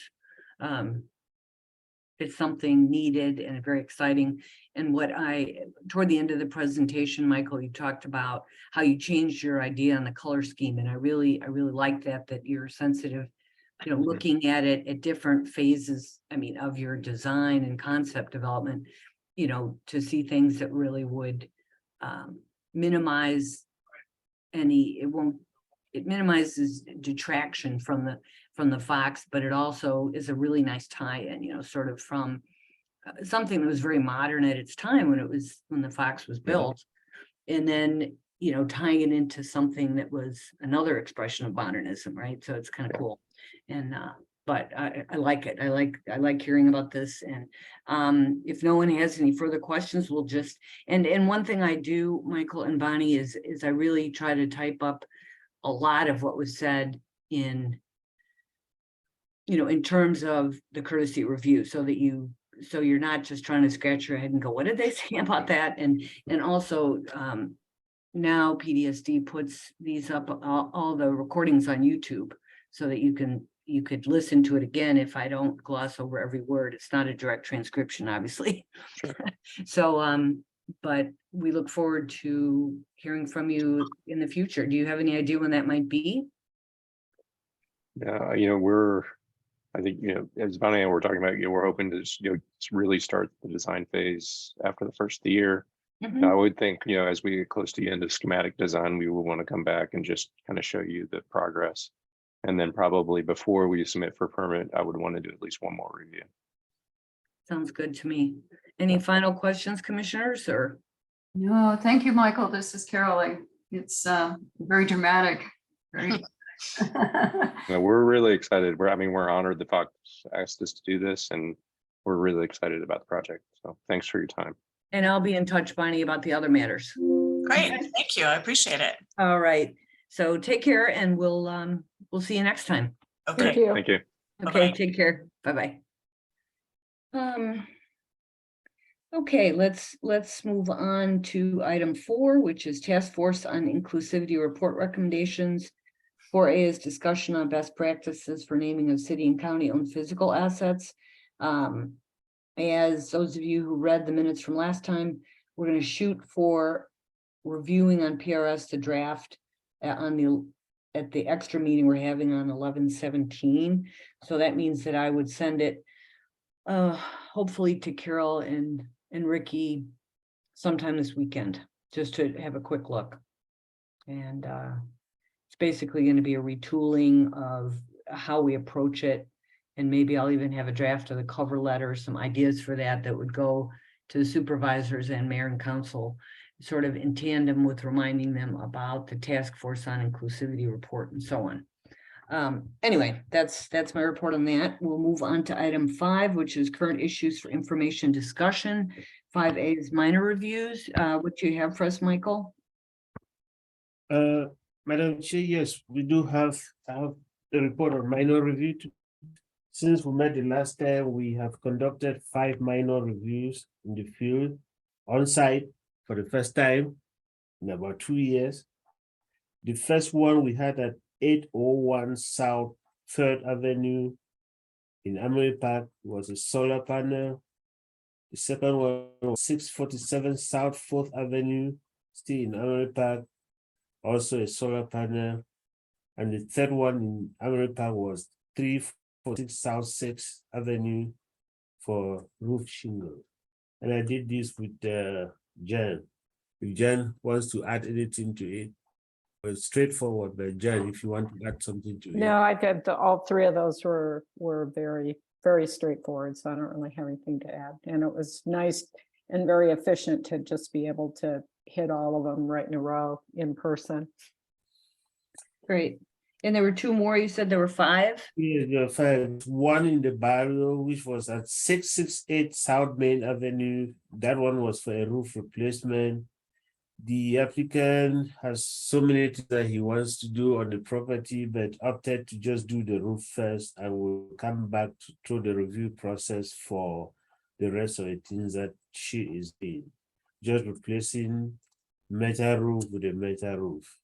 The last one was in Fort Law at 380 East Placita de Mesquite. That one was also a solar panel installation. So those are the 5 minor reviews that we have done at this point in time. Okay, so Michael, excuse me, so in Fort Law, it was 5380 East Placita del Mesquite or Day? Day. Okay. Yeah, okay. And then who did that one and the one in Barrio? No, that one was done by the advisory board chair. In the Barrio was done Polo, and in Fort Law was done by Ellen Hill. Okay, and I just may ask you in the notes to fill that in. Yes. Okay, sounds good. And I have some future ones for next week, and I'll be reaching out. Next This week. This time, because we want to clear off all the minor reviews and move from the old system to the new system, I'm kind of doing a kind of person reviews now because they're much quicker than doing it on the Zoom. Great. Okay, and 5B is appeals. We do not have any pending appeal at this point in time. Okay, 5C zoning violations. We continue to have them. There is one pending that way to Amory Park for the fence, and eventually will find its way through you.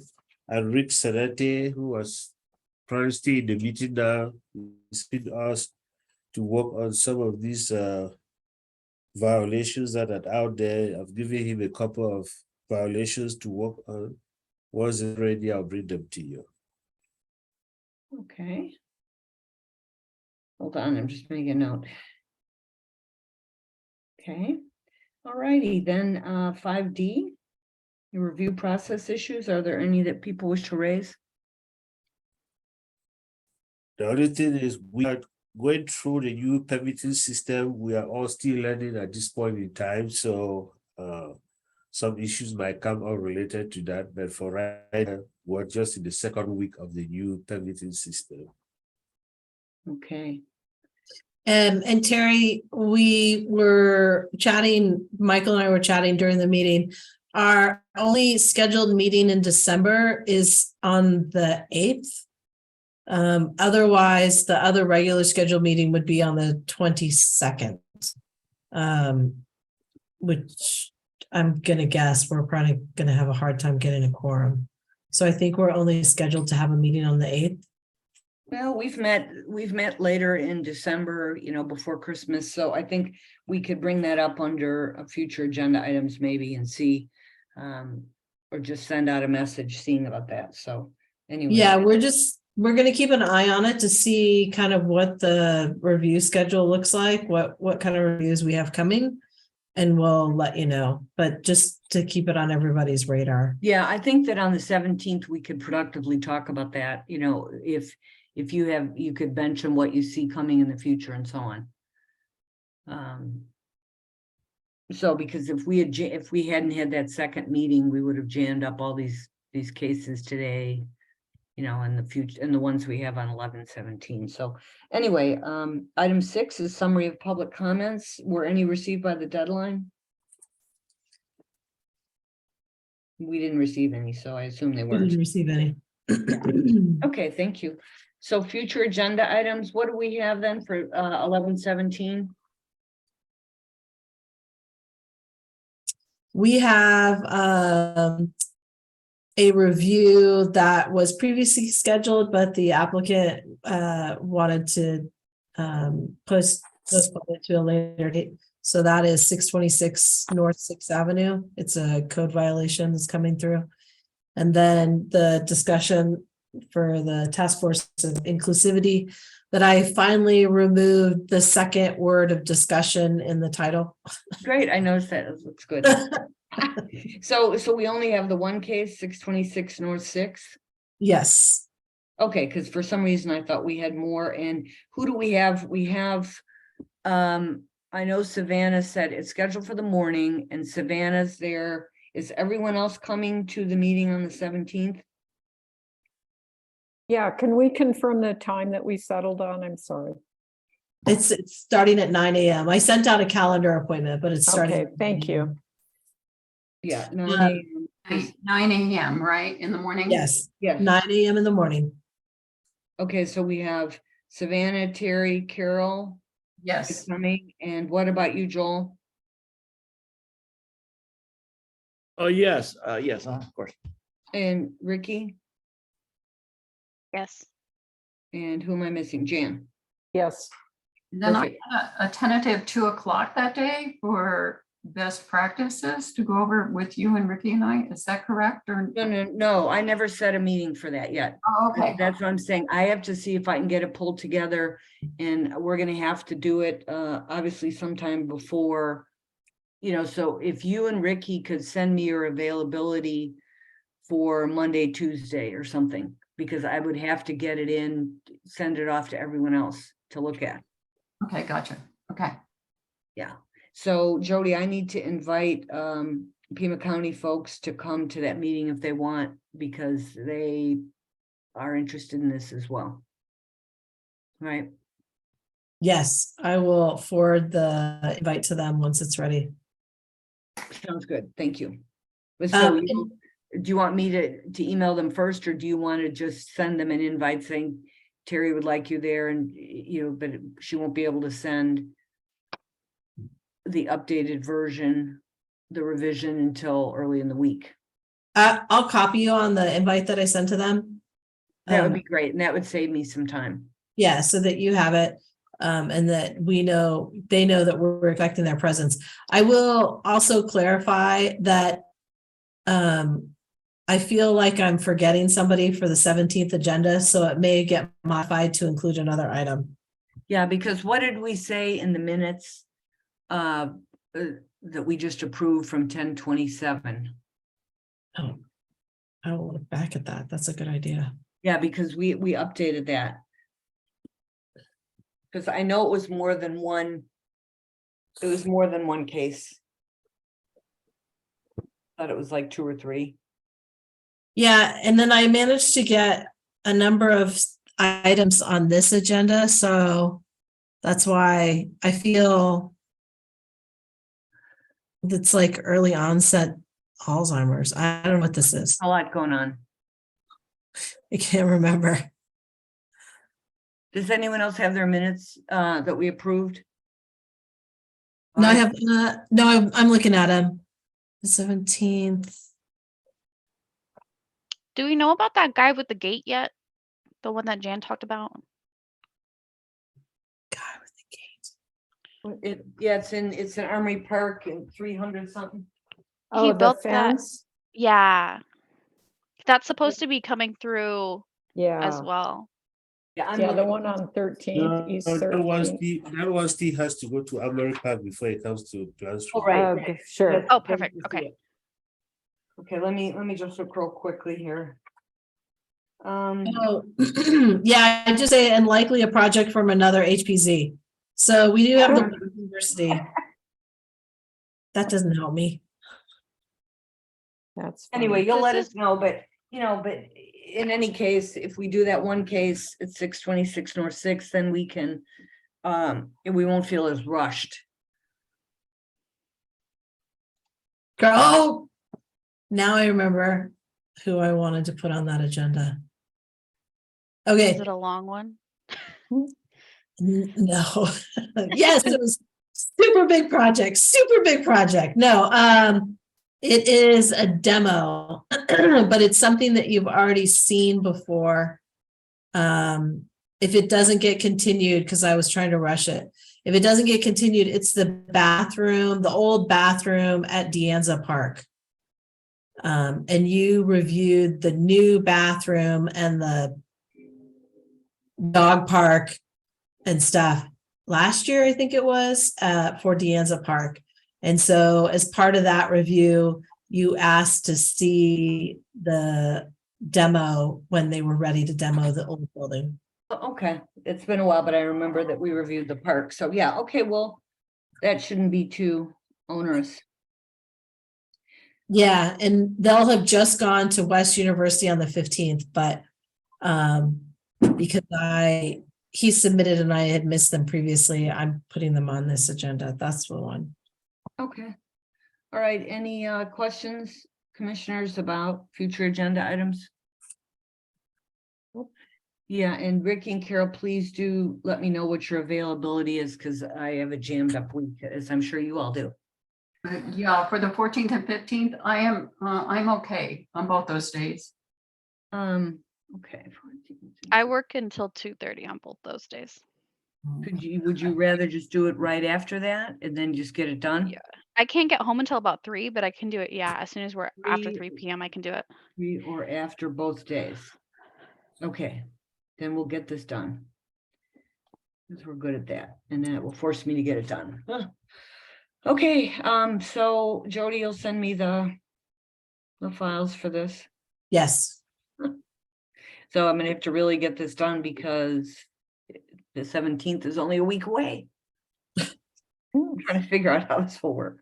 Okay, well, thank you all so very much. And if there's nothing else, we'll go ahead and adjourn at 3:14 p.m. Thank you very much. Thank you. Thank you, everybody. Take care, everyone. Thanks. Bye-bye. Bye.